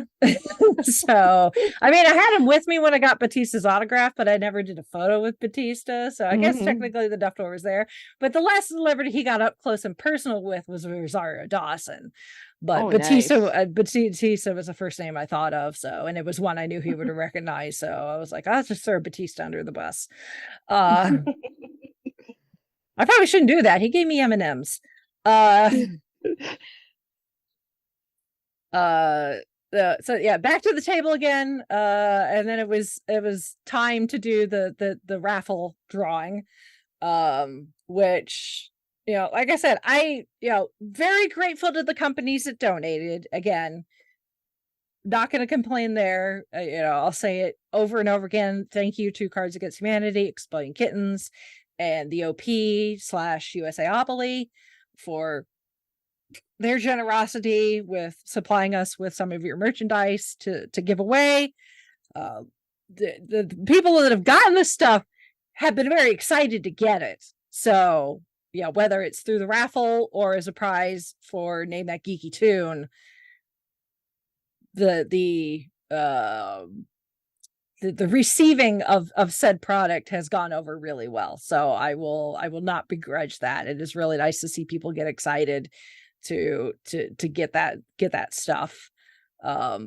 Especially considering we made sure to get stuff that was appropriate for, the majority of gaming groups, whether it's a family with kids or, a bunch of adults or, teens or whatever. So, cannot say enough good things about that. But getting people to enter the raffle is kind of like pulling teeth. And I don't know if this is an Indiana thing, if this is a Midwest thing, or what. But I don't know. I don't know if I'm off as far as like marketing, like I need to adjust or something, or maybe this is just not the right audience. I don't know. But between the 3 cons this year, so PopCon Louisville in conjunction and now Indy PopCon, like, because PopCon thankfully was very generous at giving us the tables for both Louisville and this at no cost, we weren't having to like get enough in donations to at least try to break even with that. But because, it is a nonprofit, our budget is tiny. And at the moment, any money that we do get is really just going to overhead, like things like the website, right, to keep it up and running more than anything. And occasionally, like we did use the funds to pay for the table for In Conjunction, but that's a much smaller con, so the cost of the table is a lot less than something like PopCon. So, and because the Circle of Janus in itself is a non-for-profit group, I don't have a problem spending the money for that. It's like from one nonprofit to another. Here, take our, few dollars for table for this event. So yeah, I don't think I ever got to double digits in raffle entries at any of the events. So I don't know if that's the norm or what. I honestly, I have no idea. I don't know if I need to do some research, or somebody smarter out there can be like, this is what you need to be doing instead. Because it's like, I can only post on social media so much and try different things. Like I made like a silly short video of just like, like the real like crazy, like in and out weird angles of the clam mayonnaise jar, like, woo, you want this, you want it, get it now, clam mayonnaise, it's something eye-catching. I tried everything that I could possibly think of to get people's attention. But best I can think of is like, oh, I could enter this raffle and maybe win something, or I can take my money and go buy something that, yes, I'll actually get to take. Yeah. That's my only theory. Yeah. That's probably a good chunk of it is, people want instant gratification, I guess. So I was like, but it's for a good cause, I don't know. Which I explained to them what it is. I do get the occasional person that I don't know that's like, yeah, sure, I'll take a ticket. But more often than not, the people that enter are actually people I know. And are just we're working on it. Trying to be nice. So which that in itself is not the it is what it is. They're perfectly allowed to. Only us and like Chauncey are not allowed to enter. So us, our respective spouses and direct family members would not be allowed to enter. So if it happens to be someone we know, whatever. So yeah, but either way, whether it was whether we had 2 tickets in there or 200, because there are people that enter that I do know. I don't want to, if I was to pull the ticket and it happened to be belonging to someone I know and consider a friend, I would not want to be accused of like rigging or anything. So I have not been doing the ticket drawings. I've had other unbiased people do it. So at Louisville, I had a friend, one of the guys from Established Facts, who I do know them. I do know Don, but his kids don't know me. So I had one of his kids do it at Louisville. And then of course, and in conjunction, I had Cupcake do it for me. I was explaining this to Chauncey, and he's like, well, how does a dog draw the ticket? And I'm like, he's being sarcastic, trying to be sarcastic, be facetious with me, but still, the dogs don't stick their paw in there. I took the tickets out, put them in a pile, and I let Cupcake pick one. So, and then he's like, how do they read the name on it? And I'm like, they don't read it. I read it for them. So this time around with a snoot to me, and we go from there. He whoops it. Exactly. I take it. Yeah, that's exactly what Cupcake did. I was like, pick one, and Cupcake put her nose on one of them, and I'm like, there you go, Cupcake, pick that one. So this time around, I was like, well, maybe I'll get another dog to do it, because we had Dixie, the praying dog, who was actually one of the guests. She's very wild. She's a short-haired pointer or something like that. She's a hunting dog. But when she's not doing hunting related things, which is not necessarily hunting. I mean, the pointers are in the hunting group. She actually does not do actual hunting. What she does is animal with her owner. They do animal recovery. Okay. So like if a deer loses its antlers, they will go and recover the antlers, or if an animal dies, they will help with the carcass recovery in spots, and they do some like outreach with like kids for teaching them about like the environment and the life cycle with animals and stuff like that. But then he's also a military veteran, so Dixie will go with him to do like emotional therapy at like the VA hospital and stuff like that. So it's very cool. Dixie, she's a very sweet dog. She's very well trained. She either rides around in one of those like big wheels type electric vehicles that every kid wanted when we were kids. They still make them now, but they're way cooler. He's got it rigged so that he could drive a remote control and Dixie just sits in it. Or if she's walking around, unless she's going outside, like when they would go outside to go to the bathroom,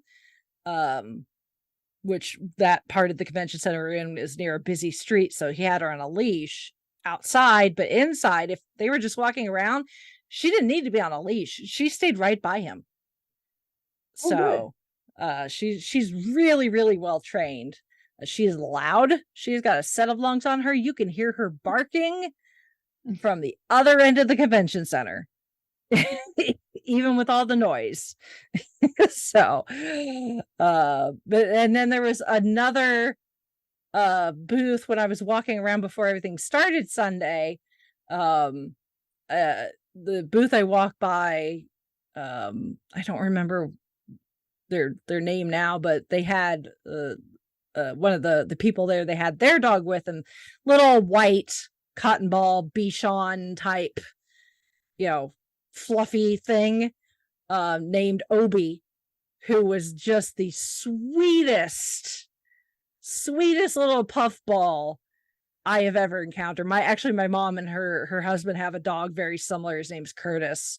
There's just something about these little white, fluffy, cloud type dogs that they are so sweet. They just want to get in your face and cuddle and give you kisses and shake paws, and they want you to give him scratches and all of the things. And Obi was if they hadn't had him strapped to the carrier he was in, he probably would have jumped in my arms and be like, let's go. Yeah. So let me be your floofy little cloud pal for the whole day. Yeah. So I was bent over the table as far as I could to get so he could reach me to give him all the scritches and all the loving and everything. He was so sweet. I probably could stay there and just giving him loving like all day. So cute. So I was like, oh, maybe I could get like either Obi or maybe Dixie to do the ticket drawing. It was like that would be fun. People love dogs. So I go and Obi's gone. So I don't know where he went off. He went back to like their hotel room or if he needed to go home. I don't know. So Obi was no longer there and Dixie was not in her spot either. I was like, well, crap, I need a plan B. So I'm looking around and I'm like, and at this point, it's 3:30, a little past 3:30. And everything ends officially at 5. And a number of the celebrities had already left at this point. You can kind of tell, I don't know about other events, but you can kind of tell when celebrities are done and have left and are not coming back because they have signed their sign. That's like the last thing they do before they leave is the big vinyl sign behind their booth. They put their signature on it and like gone. So it was kind of empty in celebrity row, but Michael Rooker was still in his spot and he only had a couple of people. So I was like, you know what? The way he's been today, he might just be game for this. Got a question to ask of you. And it doesn't hurt to ask. Yeah. Yeah. So he takes care of he takes care of the few people that are in line. And his handler says something about, hey, we'll take a walk around the the vendor floor. And he's like, yeah, we can take a walk. Then he sees me. He's like, hey, how you doing, sweetie? I was like, good to see you again. He gives me another hug. Thankfully no smushing of the shirt buttons this time. And I was like, I need help. He's like, what do you need? I was like, I need an unbiased hand to help with something. And he's like, well, I am the most effing unbiased person ever. And I was like, okay, well, I've been over at my table all weekend, doing a raffle for a nonprofit. One of his handlers proceeds to take my phone and films the whole thing. Cool. I already started filming. And she was like, are you cool with this being filmed? He's like, absolutely, we need this for posterity. And then she was like, do you want me to film it? And I'm like, yeah, sure. Even better. So she takes my phone from me. And he has, I've got the little sign that I had made in Canva, speaking of Canva.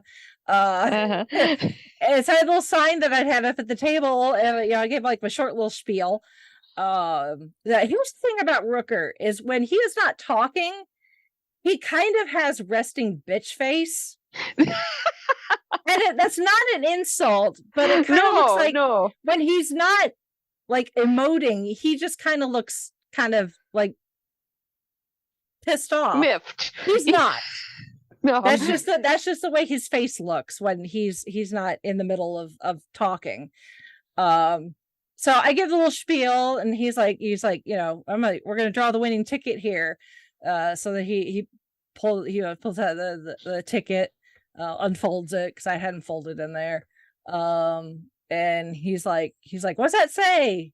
I was like, it says Tony. He's like, well, it could say Troy. Like, no, it says Tony. I was like, it's my handwriting. I was the one who wrote it. I know what it says. And he's like, okay, Tony. And he shows it to the camera. He's like, Tony is a winner. He's like, what's Tony win? It's like a whole bundle of board games at the table there. He's like, does he have to pick? I'm like, no, he gets the whole thing. He's like, sweet, Tony, come get your prize. And then he just takes off. Cool.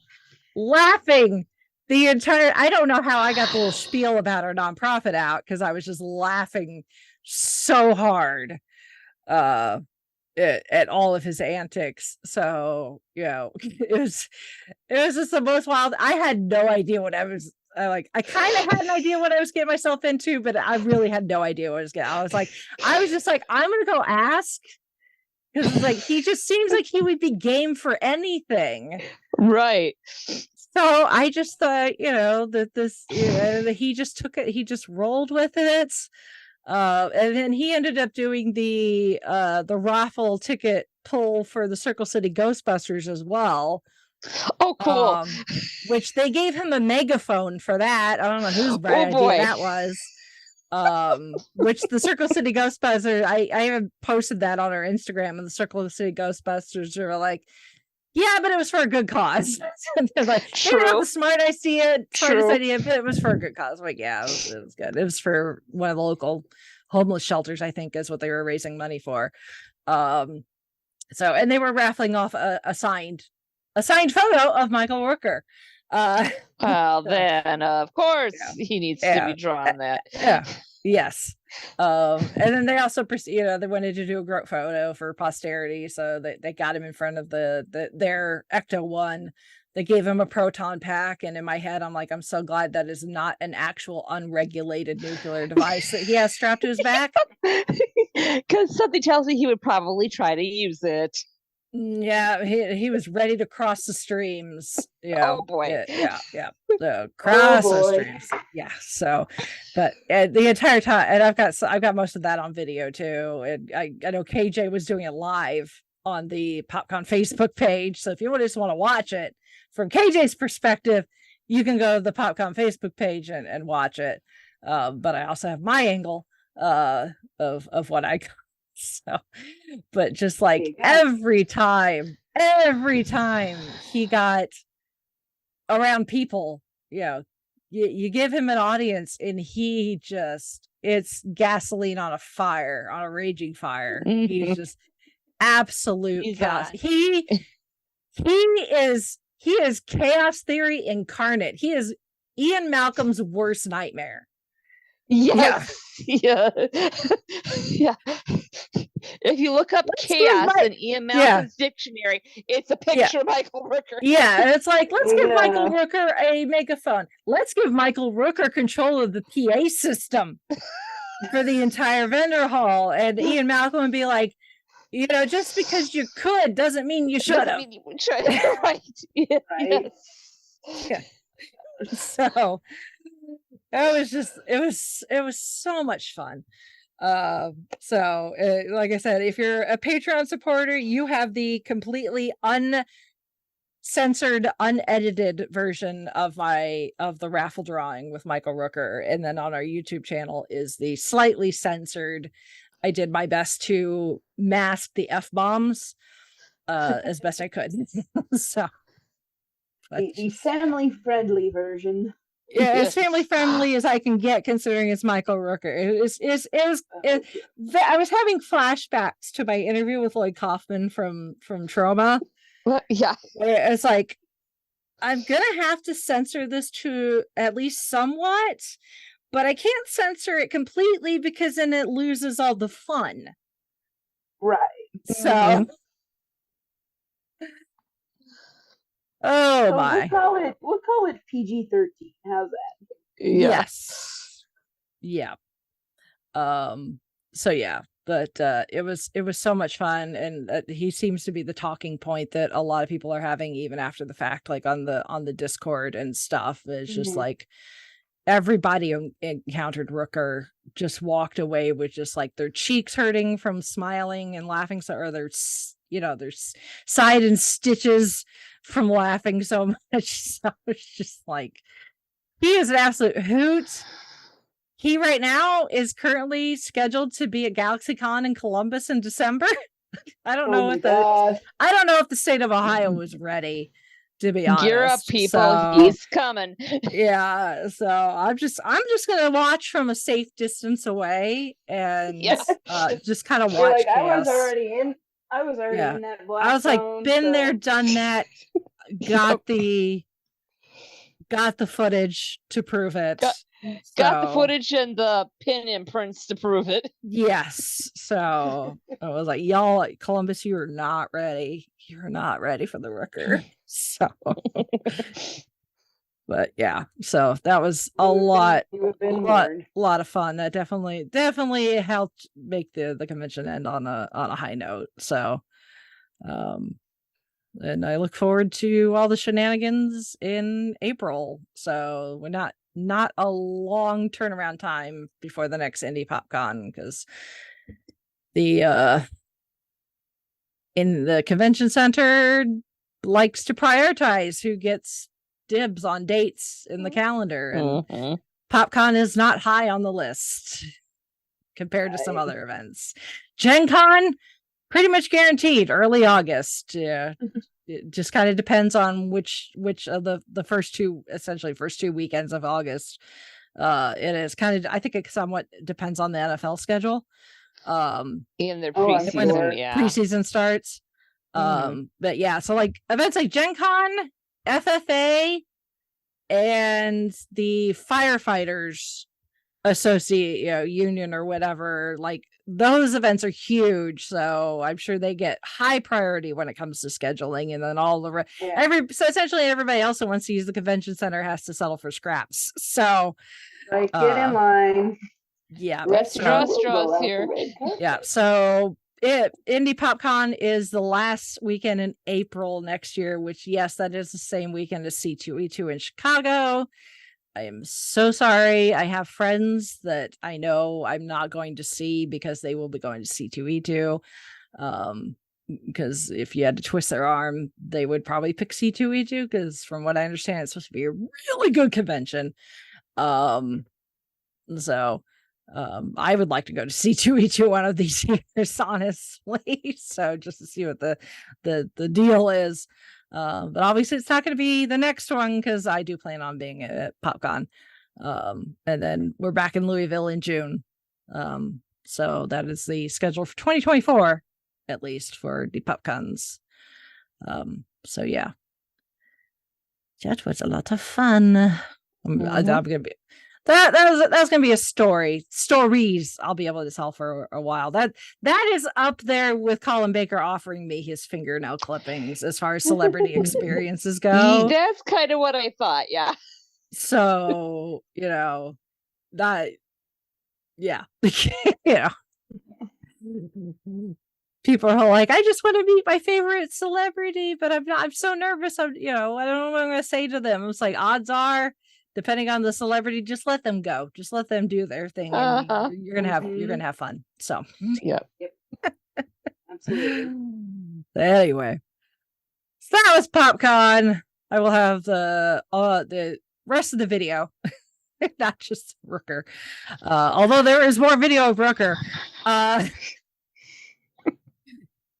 That I will get that put together, get the photos up on our Facebook page as well. So there is that. So yeah. So now that I've been rambling, now we can start singing. Maybe not. I mean, when it comes to singing, I would like to, obviously I'm a car and shower singer.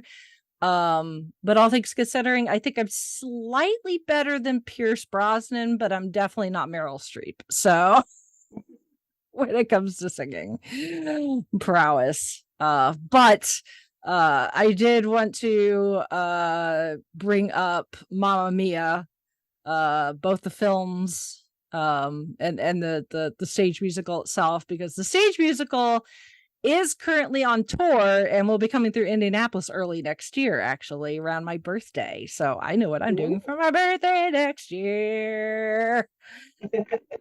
Is going to see Mamma Mia. So of course, all of it's technically a jukebox musical because it is using popular music. It is not musical. It's not music that is written specifically for the production. In this case, all the music is from the band ABBA, and is very successful stage musical. It's as of 2020, when it ended its run in London's West End, it was the 6th longest running show in West End history. And then when it closed on Broadway in 2015, after a 14-year run, wowza, making it the 9th longest running show in Broadway history. So, because it debuted in 1999. No, not that. 2001. No, because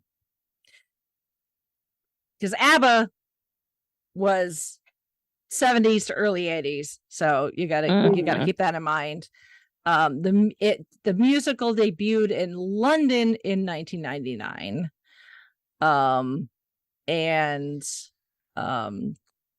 it has it played in the West End, and it ran until 2012, when it moved to a different theater, and then it had to close obviously during the pandemic, and then it reopened back in 2021, and then coming over to the North American continent, it opened in Toronto in 2000, where it played for 5 years. Its United States debut was in San Francisco in November 2000, and ran until early 2001, and then it moved to Los Angeles, and then finally Chicago, and then it opened in New York in October of 2001, which Meryl Streep actually saw it when it opened with her daughter, and she actually sent a note to the producers thanking them for bringing some happiness to New York City, because this was, a month after 9/11. So to have I have a musical this fun, I think Meryl Streep is absolutely right to be able to have something kind of this fun come into New York and kind of, get people excited and tapping their toes and humming ABBA songs and having them stuck in their head for a while. So yeah. But yeah, it played almost 6,000 performances on Broadway before closing. So and then when it's gone on tour, which has toured multiple times, it's performed in more than 50 countries on all 6 continents. So someone needs to get Mamma Mia to Antarctica. For some reason, do it for the penguin. No, penguins are. Love it. Let's say no, because the penguins are at the other pole, I think. No, they're in Antarctica. Are they in Antarctica? Okay. Yeah, penguins are Antarctica. Polar bears are the North Pole. Okay, good. I was like, wait a minute, I don't trust my pub trivia. I had a 6th grade teacher who was obsessed with penguins, so we learned everything about penguins that year. Which I wasn't. At least I know how to pronounce the word penguin. Benedict Cumberbatch.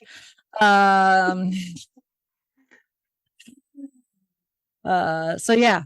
So it's been very, very popular since it opened. It does not hurt that ABBA as a band and their music is also extremely popular.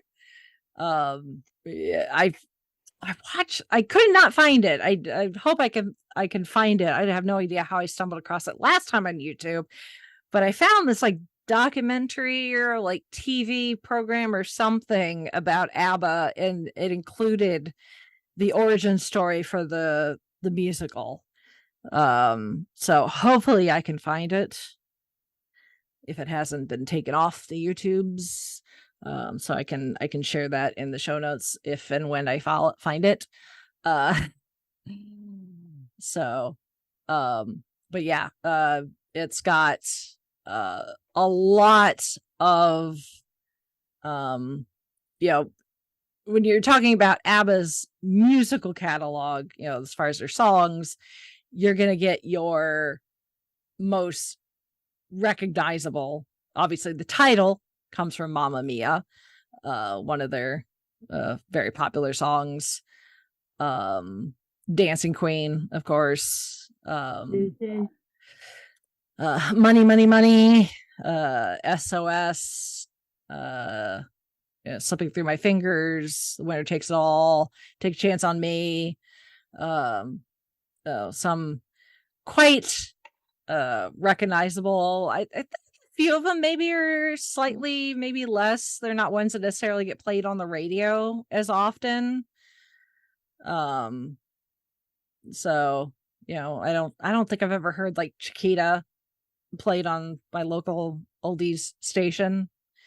But I definitely hear things like Dancing Queen and A Man After Midnight and songs like that. Unfortunately, my absolute favorite ABBA song is not part of the actual show. It's part of the encore, if you see it on stage, which is Waterloo. So at least still good to hear it. I just have to wait for the encore to be able to hear it. So, but that's like my absolute favorite. Maybe that was when they couldn't. Maybe that was when they couldn't find a story reason. Probably because with the plot, it's really kind of surprising how. I mean, obviously, I think they wrote.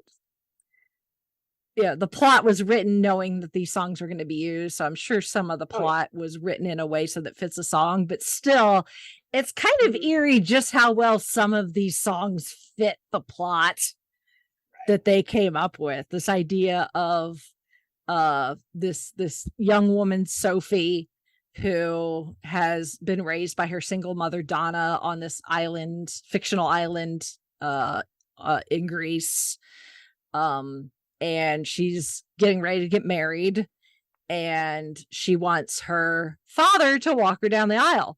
Problem is, she doesn't know who her biological father is, but she happens to come across the names of the 3 men that her mom was involved in off and on around the time that Sophie was conceived. So one of them potentially is her biological father. So she invites them in secret to her wedding. And of course, shenanigans ensue because Donna has not seen any of these men in 20 years. For 2 of the 3, they were just kind of flings. It was just, fun memories. But one of them, Sam specifically, she genuinely fell for, and he broke her heart. So there's a bit of resentment there. And of course, there's the whole, Sophie's convinced that she will know who her father is the minute she sees him. That doesn't happen. She doesn't flat out tell the 3 guys that that's why they're there. They eventually figure it out based on her age and the fact that she has no father figure there. They all assume that they are her father. And again, more shenanigans ensue between Donna really wanting nothing to do with all 3 of them, plus her 2 best friends, Rosie and Tanya, are there. The 3 of them, when they were younger, had their own little music group called Donna and the Dynamos. So,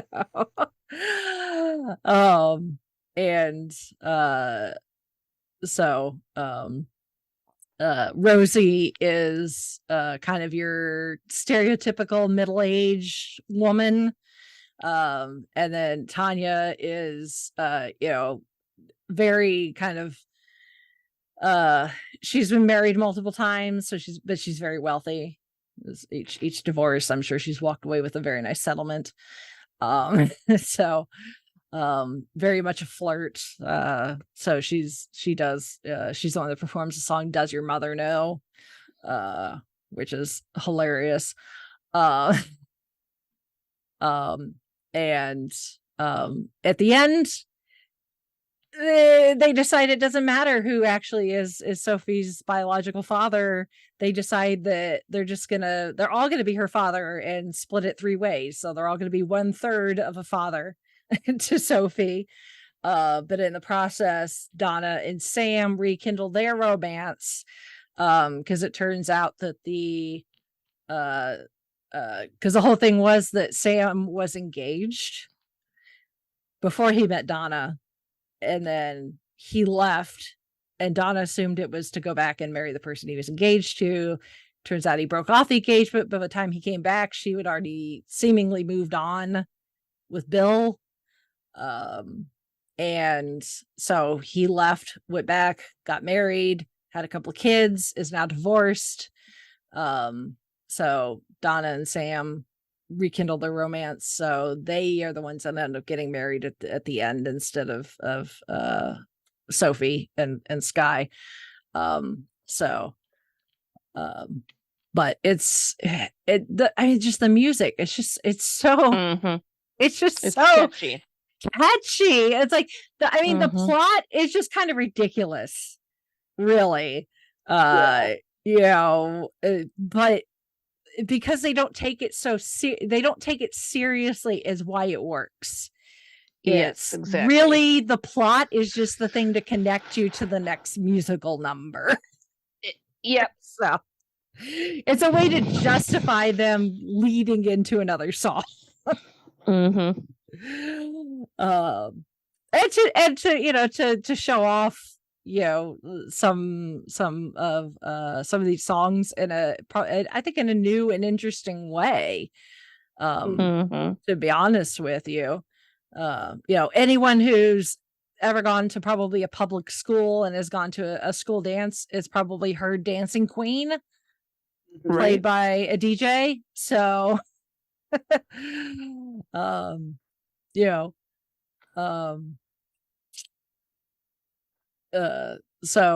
yeah, the whole idea is that Donna, when she was young, about Sophie's age ish, she wanted to see the world. She wanted to make memories. She wanted to be free and, do whatever and find her destiny. And, she ends up on this Greek island. But in the process meets these 3 men and has relations with them in a close enough time period that she's not entirely sure which one is Sophie's biological father. And when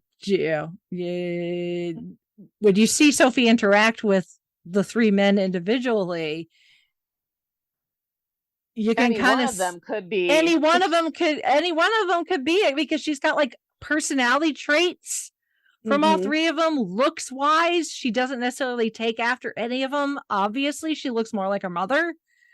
So you can't really base it off of looks.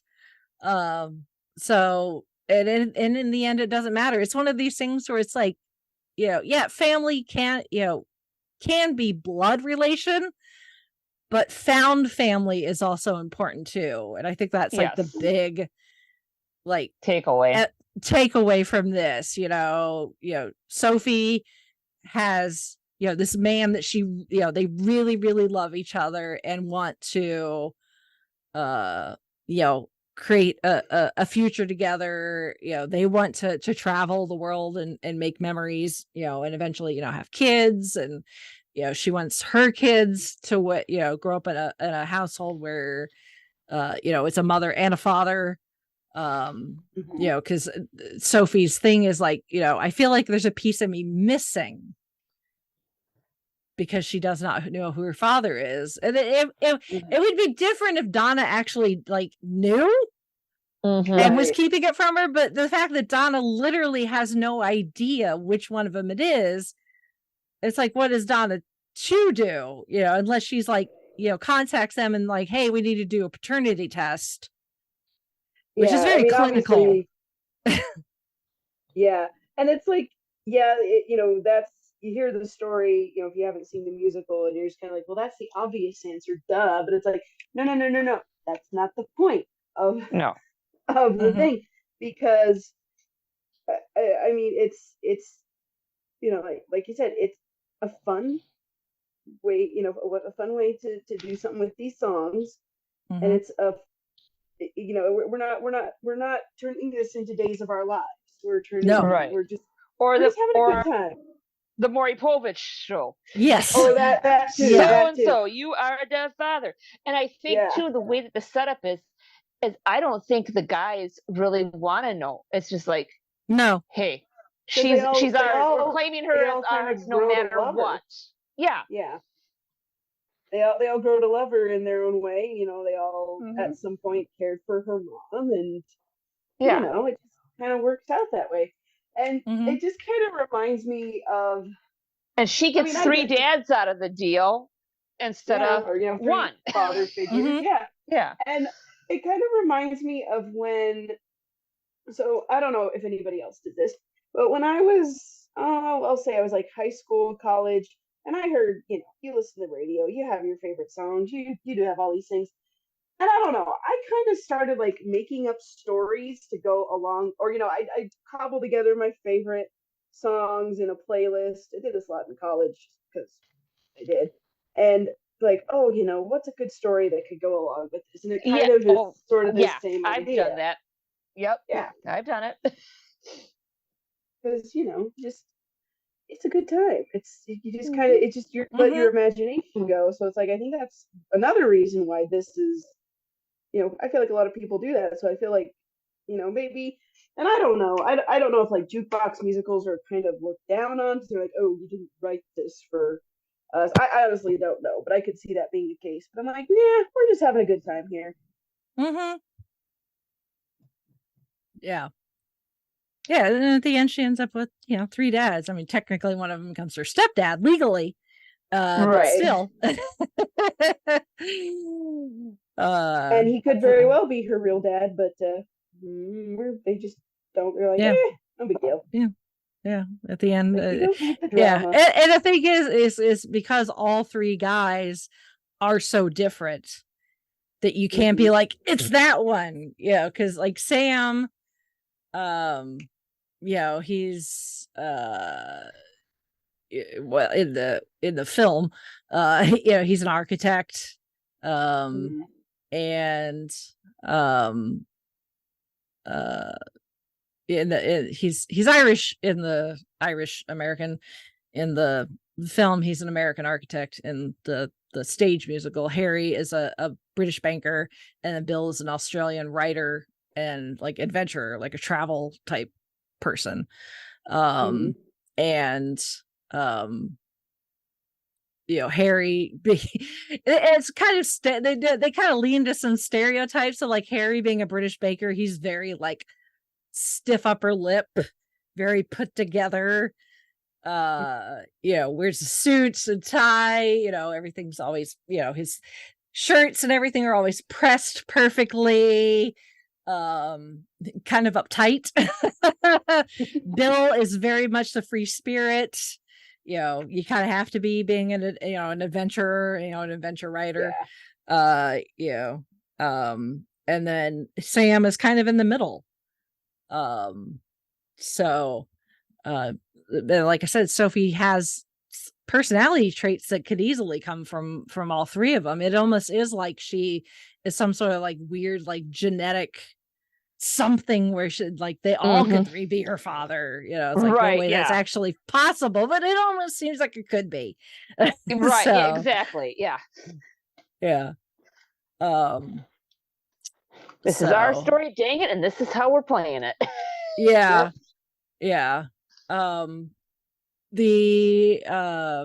Because this did start in the West End, the OG cast, and because of the time period, I don't recognize any of the names from really any of either the original West End or the original Broadway cast. Some of the there's a few notables that have been in other stage productions. Like I recognize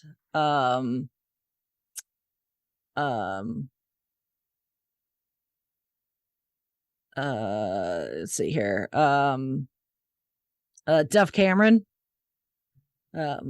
who was a former Disney Channel star, actually.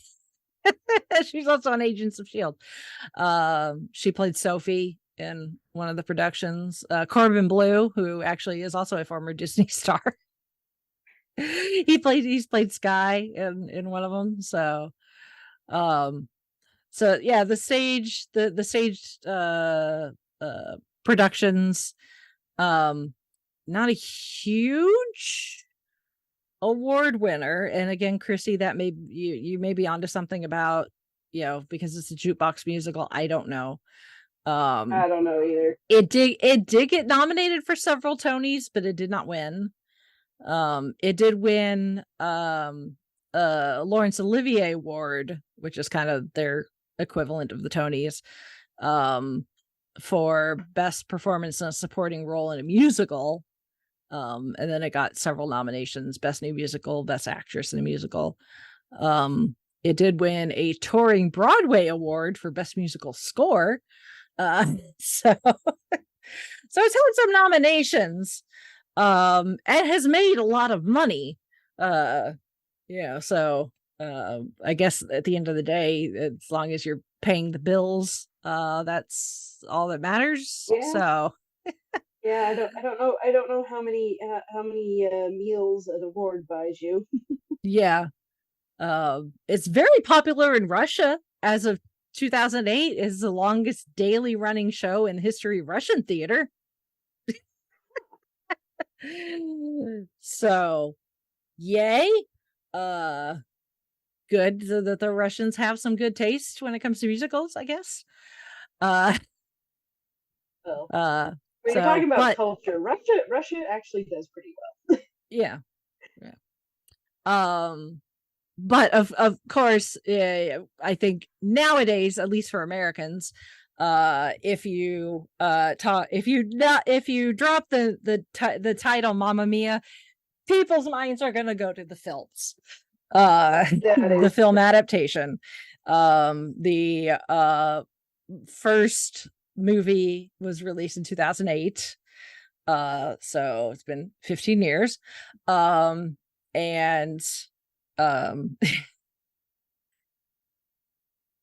I have not seen the stage version yet. I know it does vary, at least with some of the plot, from the stage version. Some of the music has been either switched around, or some songs have been substituted for others. That happens when you adapt stuff from stage to screen. Obviously, when you're doing a musical, one, you do have an advantage of being able to do a lot more like bigger, more interesting looking stuff for the musical numbers, because you can move the camera around so you can change what the people see. You can't do that on stage, unfortunately. One thing that movie musicals have on stage musicals is the option to move around and do interesting things. But the cast there, I guess. Yeah, the cast very recognizable. For the cast, you have Meryl Streep, who plays Sophie's mother, Donna, who, she may not be someone you immediately think of when you think of singers. She actually is quite good as a singer. It is rather appropriate that we're talking about this, considering right now she is also guest starring on Only Murders in the Building, where the play that they were doing is now being turned into a musical. So she's had a couple opportunities to sing on the show already, to show off that beautiful voice of hers. She's actually really good as a singer. So, and she's not a bad dancer either. I mean, the dancing is kind of cheesy in the movie, but it is what it is.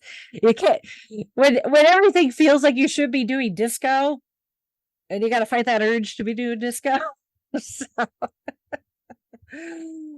and then you've got Amanda Seyfried as Sophie, which this was the first time people had heard her sing and realized, oh my goodness, actually she kind of can sing.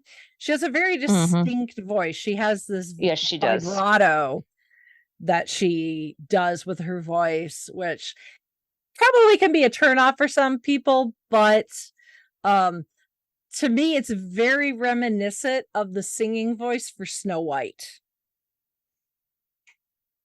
where it's this very, very feminine sound to it with just a little bit of vibrato, just to give it a little bit of something, just a little bit of body. Which I'm sure doing this helped her get the role in the film version of Les Miserables, where, all things considering, she does a pretty good job. So you've got Dominic Cooper as Sky, Sophie's fiance, who, depending on who you are, we all know him as young Howard Stark in the MCU. So, throw the mustache on him, and there you go. You got Tony Stark's father. And he's pretty good too. You've got Christine Baranski as Tanya, one of Donna's friends, the very wealthy, rich 3-time divorcee. Christine Baranski, she is she is definitely a triple threat. So she's cut her chops on Broadway more than once, so she fits right into this. I don't know much about Rachel McDowell, who plays Lisa, one of Sophie's friends, or Ashley Lilly, Sophie's other friend. But they do pretty good. Julie Walters plays Rosie, Donna's other friend. She's an English actress. And cut her teeth in being British. She's done the usuals, the stuff you'd expect a British actor or actress to do.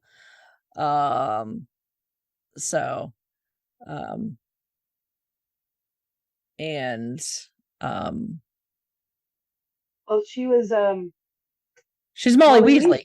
Yeah. In Harry Potter. I was like, wait a minute. I was like, but I don't know her anything outside of that. So like well, you say Molly Weasley, and you're like, oh yeah. Yeah. Oh, well, she was the voice of Mrs. Montague in Romeo and Juliet. Okay. So there's something else. So I haven't seen the Paddington movies yet. So yeah, she was in Paddington, but yeah, she's one of those is like she'll pop up every now and again, and you're like, oh yeah, it's Mrs. Weasley. Or at least that's how that's the only thing I know her from. So it's like, sorry, it's like you got quite the resume there. I just have not seen most of it. Sorry. She's done a lot of. There's, I don't know, if you watch British, most anything, she'll show up eventually. Yeah. And you got Stellan Skarsgård as Bill, one of the possible fathers, who is from the MCU, is Eric Selvig. Also played Will Turner's dad in Pirates of the Caribbean. Colin Firth. Everybody knows Mr. Colin Darcy. Firth. Mr. Darcy. Also played King George VI in the King's Speech. We just did the King's Speech on Gold Standard. So yeah, and among 5 bazillion other things that he's in, because he's in everything, because he's Colin Firth. At Stellan, not too bad as a singer. He's not terrible. He's not fantastic either. He's just okay. He's entertaining enough, though. Stellan Skarsgård's very good about Yeah, especially as Bill is very wild and carefree and just, he's up for anything. So the fact that, he can't necessarily belt it out doesn't matter because he's too busy having fun. Yeah, there's certain kinds of the actors who I call them it's the genie effect. So like, in Aladdin, Robin Williams saying "Friend Like Me," Robin Williams didn't really sing that well, but he's having enough fun that you don't care, and it's Robin Williams. So it's kind of so I kind of shelled that in there, like it's Robin Williams doing the genie, Dwayne Johnson doing Maui, and you're welcome, and Moana, and then there's Stellan Skarsgård doing this. So it's that kind of thing, and I'm sure there's a million other of them that we could think of. But that's kind of, it's like, you don't have to sing well, but if you sell it enough, you're gonna be fine. Yeah. Colin Firth, on the other hand, he's actually pretty good. Yeah. So all things considered, he's not a bad singer. That's and he's Colin Firth. He's just charming. So yeah, absolutely.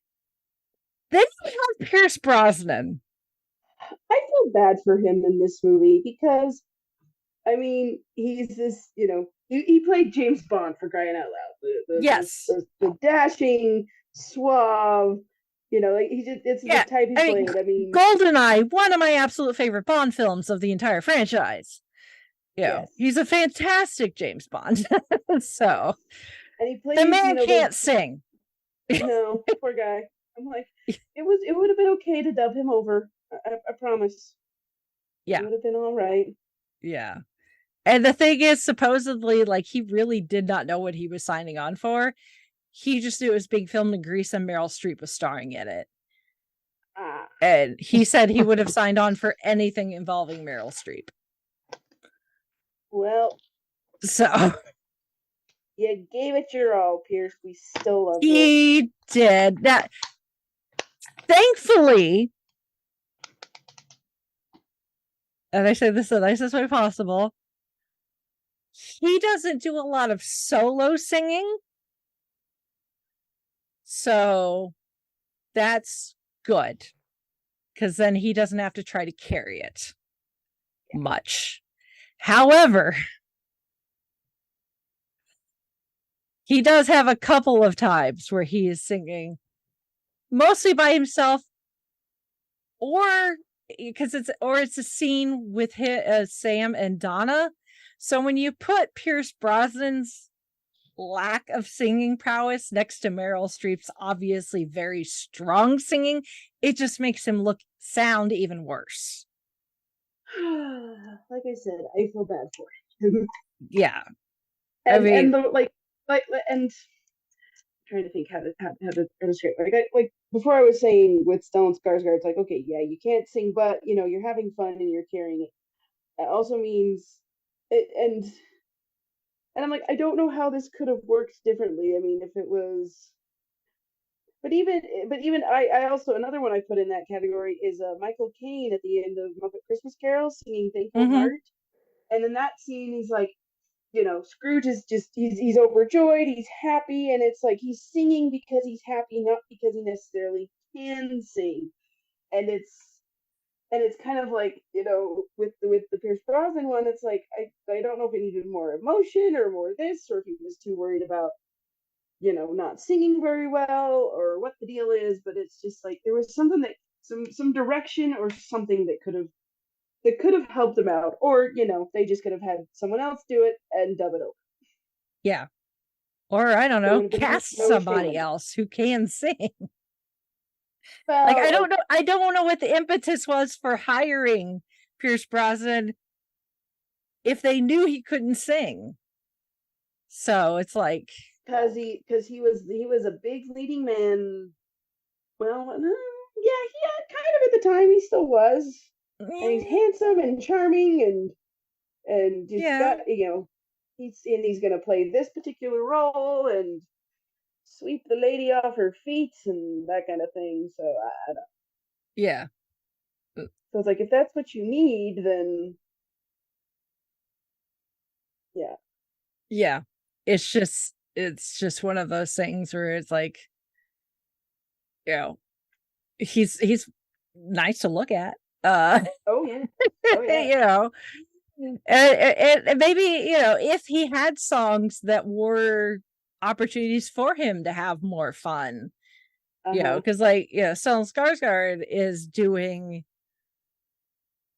you know, more fun, you know, type stuff, because you know, towards the end, you know, Rosie decides that she thinks Bill is, you know, everything.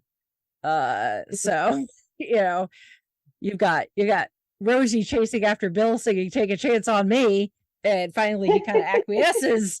So you know, it's all kind of good.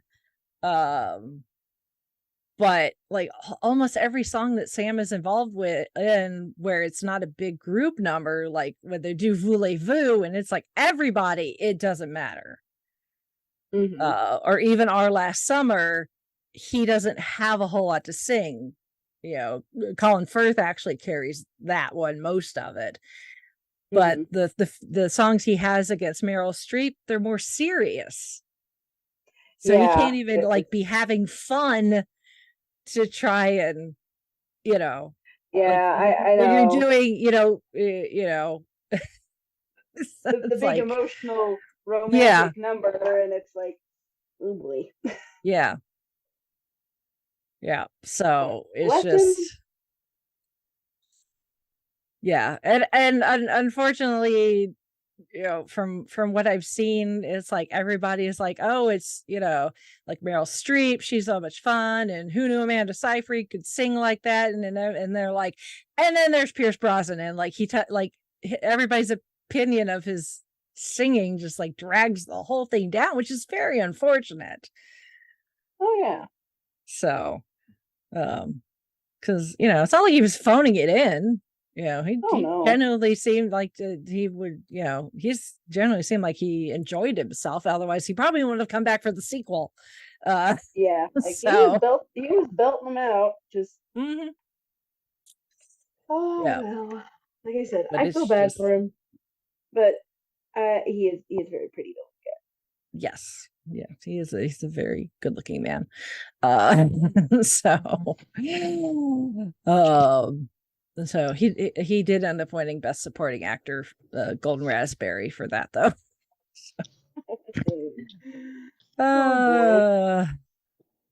That's just life, right? Yeah. And then 10 years later, they decided they needed to do a sequel, like you do, which again, you don't want to take it seriously, because when you start looking into it, you realize that, like, as far as like the timeline is concerned, the continuity is just totally screwed up. So again, you just kind of the plot is just the thing to get you to the next musical number. But we get to show off more of the ABBA catalog, because this bounces between the current time period. You know, Sophie and Sky did eventually get married. Unfortunately, Donna has passed away, and Sophie has taken over the hotel on the island, and is working on doing all of the upgrades and improvements her mother always wanted to do, just never had the money for it. You know, to bring it to its full glory. But in the process, Sky has been off in New York learning about the hotel business, but then there's a possibility he could work there. They wouldn't offer him a job, but it's like, no, she wants to stay here in Greece, you know, complete her mother's dream. And at the same time, she finds out she's pregnant. Thankfully, you know, she's married with a husband. She knows who the father is. But you know, she's now pregnant and is going to become a mother, and she doesn't have her own mother there to help her go through this experience. And in the process, we get flashbacks of younger Donna, Rosie, Tanya, Bill, Harry, and Sam, and how each of they met, and Donna's encounters with them, her intimate encounters with them, and how she ended up on Greece and becoming the owner of the property that becomes the hotel and everything. So we get to see Donna's story at the age that Sophie kind of is now, and becoming a mother and that sort of thing. But this time, because her mother's not there, again, being surrounded by both family and found family. So Tanya and Rosie come back because they're preparing for the big grand reopening of the hotel. So both Tanya and Rosie come to help support. Sam is there, because he and Donna had gotten married at the end of the first movie. So as Sophie's stepfather, he's stuck around. And he's also technically Sky's father-in-law. So you've got the entire cast returns. Christine Baranski as Tanya, Pierce Brosnan as Sam, Dominic Cooper as Sky, Colin Firth comes back as Harry. We get some Meryl Streep in some kind of towards the end, some ghosty type stuff. We get Lily James as young Donna in the flashbacks. Of course, Amanda Seyfried as Sophie. We get Stellan Skarsgård back as Bill. Julie Walters back as Rosie. And then we are introduced to Andy Garcia as Senor Fernando, the manager of the hotel. Very charming, as Andy Garcia can be. And then we have Cher as Ruby Sheridan, Donna's mother and Sophie's grandmother.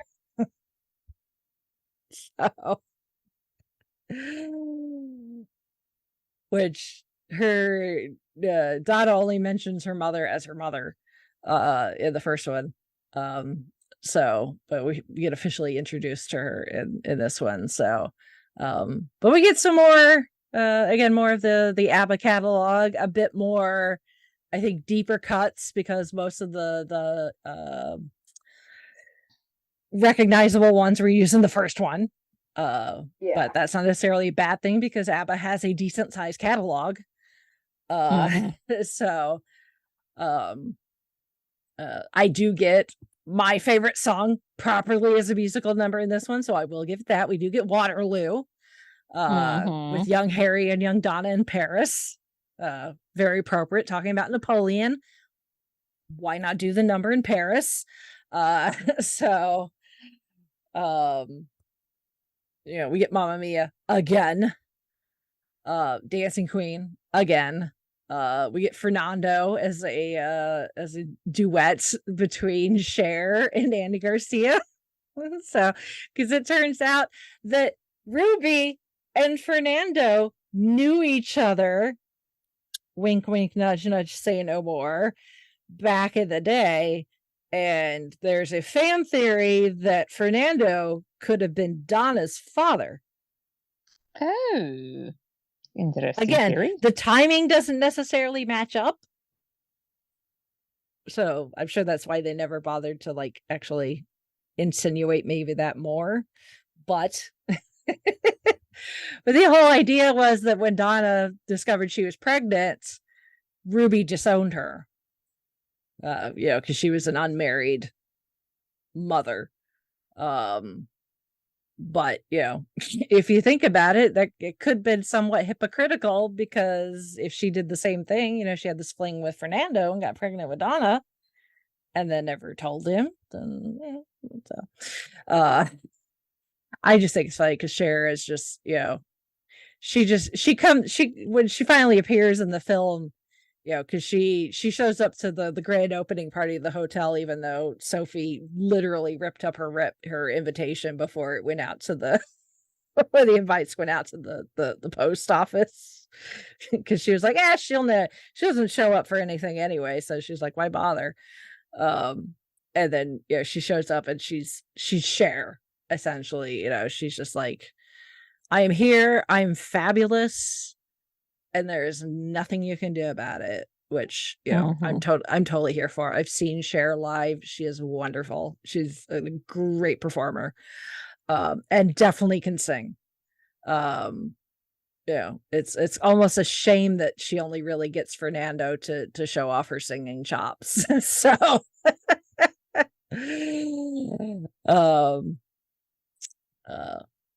but yeah, the whole idea that Sophie and Sky get their shit figured out, and then Ruby is like, I want to have a relationship with my granddaughter, and she gets to reconnect with Fernando, and Sophie and Sky end up having a baby boy named Donnie, in honor of Donna.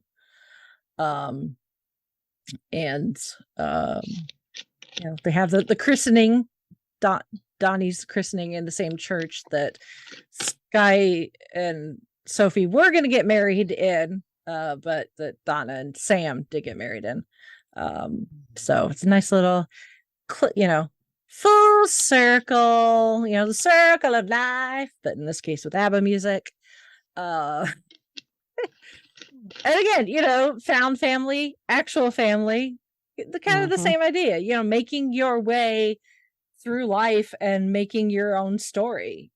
Donna decided that she wanted to, her mother really didn't seem to give a crap about her anyway. She didn't bother to show up to her college graduation. She never showed up to anything during Donna's life. So Donna was like, I'm going to go out and create my own story, my own destiny.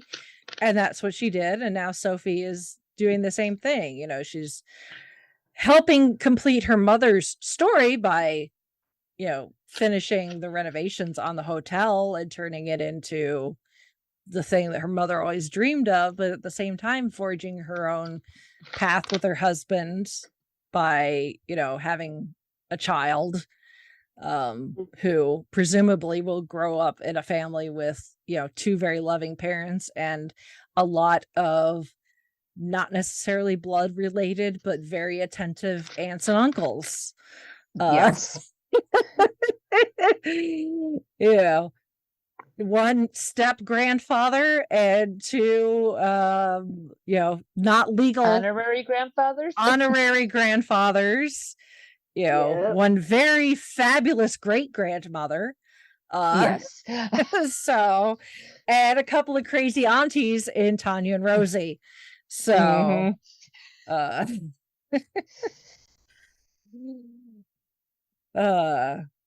again, the singing, the dancing, you're getting the, very similar performances, in the 10 years between movies. Unfortunately, Pierce Brosnan does not become any better of a singer, but he still tries. He's still there for it. So we'll give him that. It is a shame. I don't, that we kind of lose out on Meryl Streep, because of them, killing off Donna, but we get young Donna, which Lily James does a fantastic job carrying her own as young Donna. And really all 6 of our younger, in the flashbacks, the guys could be younger versions of their older counterparts. Seriously, with some of their mannerisms on those. Yeah, I mean, especially young Harry. Like, if I close my eyes and just listen to the guy talk, I would swear that is a young Colin Firth. So like the way he talks, it is like the cadence of the way he talks and even some of his body language.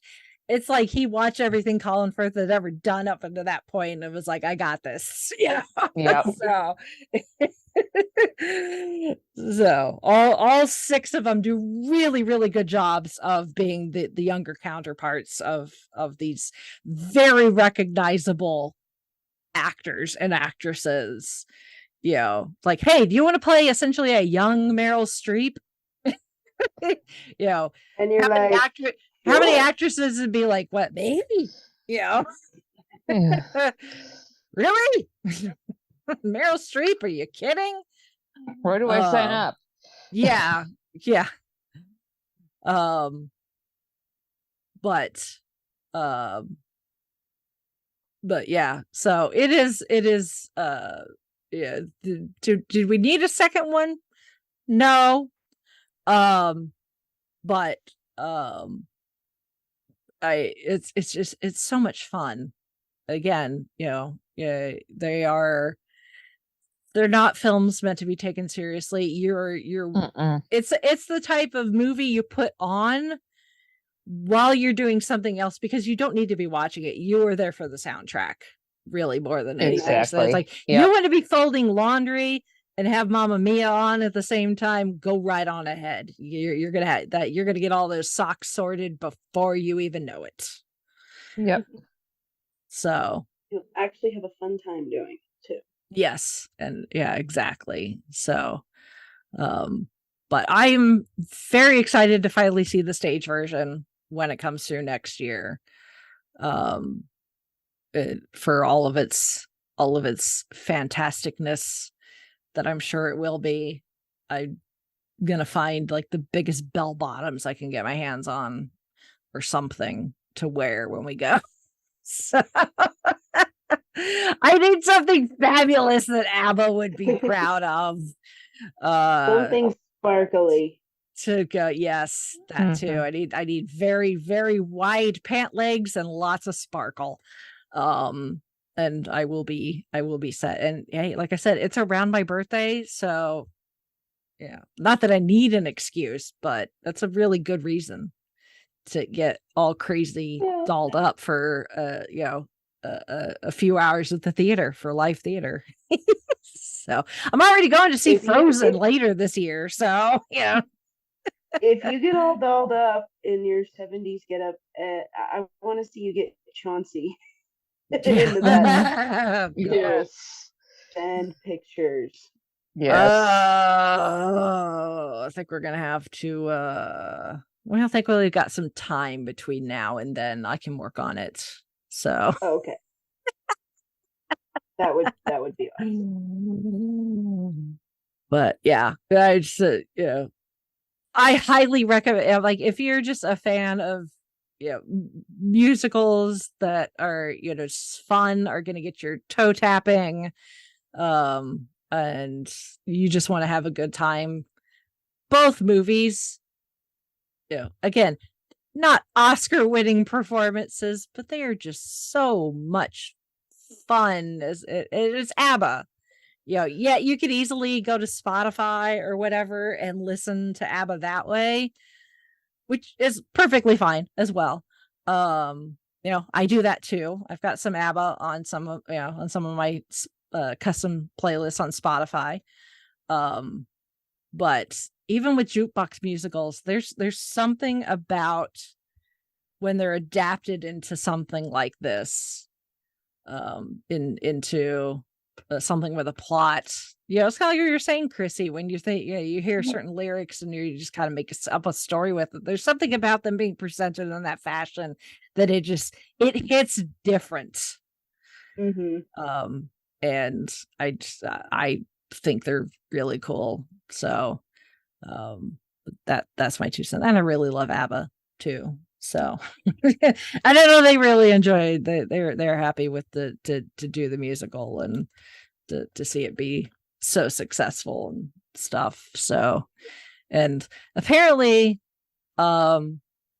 if they ever decide to make a third one, which I don't know why they would, I mean, I'm sure they could come up with something resembling a plot, Although Amanda Seyfried has said that she's not sure if there's enough unused ABBA music left. I know. I'm just kind of like, hey, now we're like gonna have to go into like, okay, guys, what do you have like, that you were like drafts that you never got recorded? Yeah, I was like, well, I mean, ABBA is back, so there's new music that they could use. So it doesn't have to be the OG, classic era ABBA catalog necessarily, because they are back,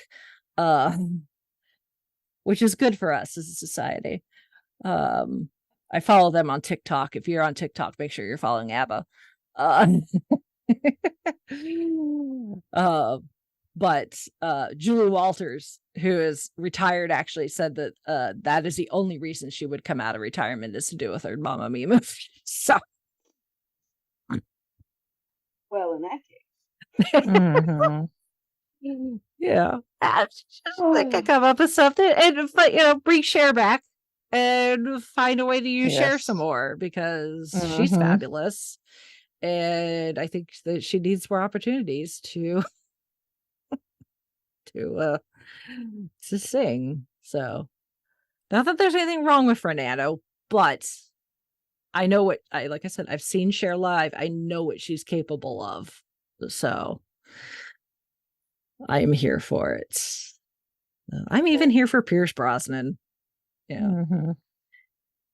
Like, just stand there and let me look at you. Yeah. Yes. Yeah. That may be, if you're folding socks or something, that maybe the time maybe you want to take a break and maybe do some more visual intake instead of auditory, is when Pierce Brosnan is singing. You just be like, pretty boy. I have to admit, it feels weird that I find Pierce Brosnan attractive, because my mom, that was the only way my dad could get her to go see James Bond movies, because Pierce Brosnan was in them. And to this day, he is her favorite. I'm like, well, Mom, you have good taste. Yeah. There's I don't see any issue with that. So he is like, I don't know. He's something. I'm trying to come up with some sort of food metaphor where he's like, he's good for all sorts of palates. Pick your food that you think is appropriate for that metaphor that I'm struggling with. Buttery chocolate, which doesn't seem like it should work, but in my head it works. Anyway, we should probably wrap this up before we get a little too punchy. Anyway, punchy, punchy and munchy. Anyway, if any of our listeners have seen Mamma Mia, either film, stage, or just want to chime in on their whatever feedback strikes your fancy of anything, if you were at PopCon, if you were standing in Michael Rooker's shadow and got hit with the giggle bomb, or whatever it is, send us some feedback and tell us all about it. Our email address is fiveishfangirls@gmail.com.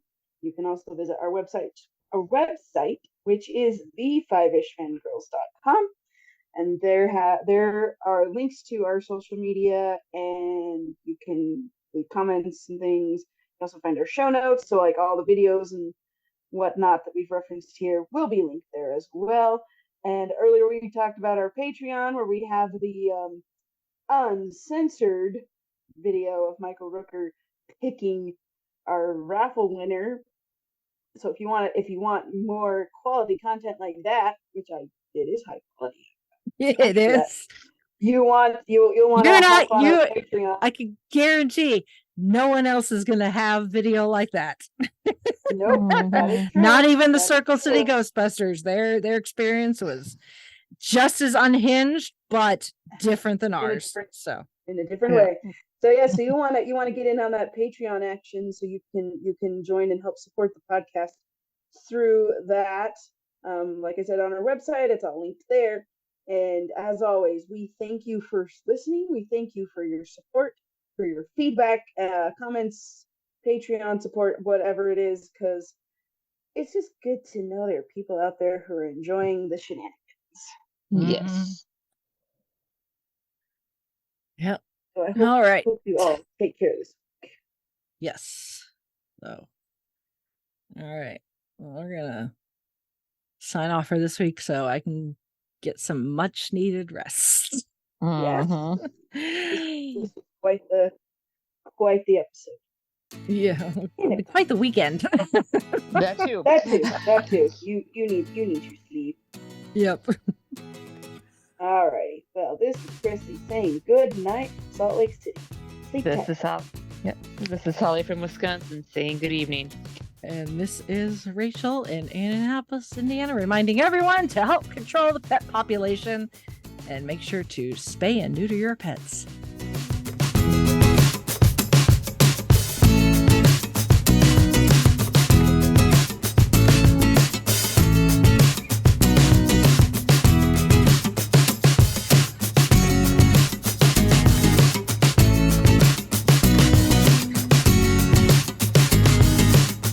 Thank you for listening to the Fiveish Fangirls. Please visit thefiveishfangirls.com for details on how to further support the show, along with information on our nonprofit, Fangirls Give Back. We love our Fiveish fam and appreciate all of your feedback, shares, and encouragement. Remember to keep letting your geek flag fly.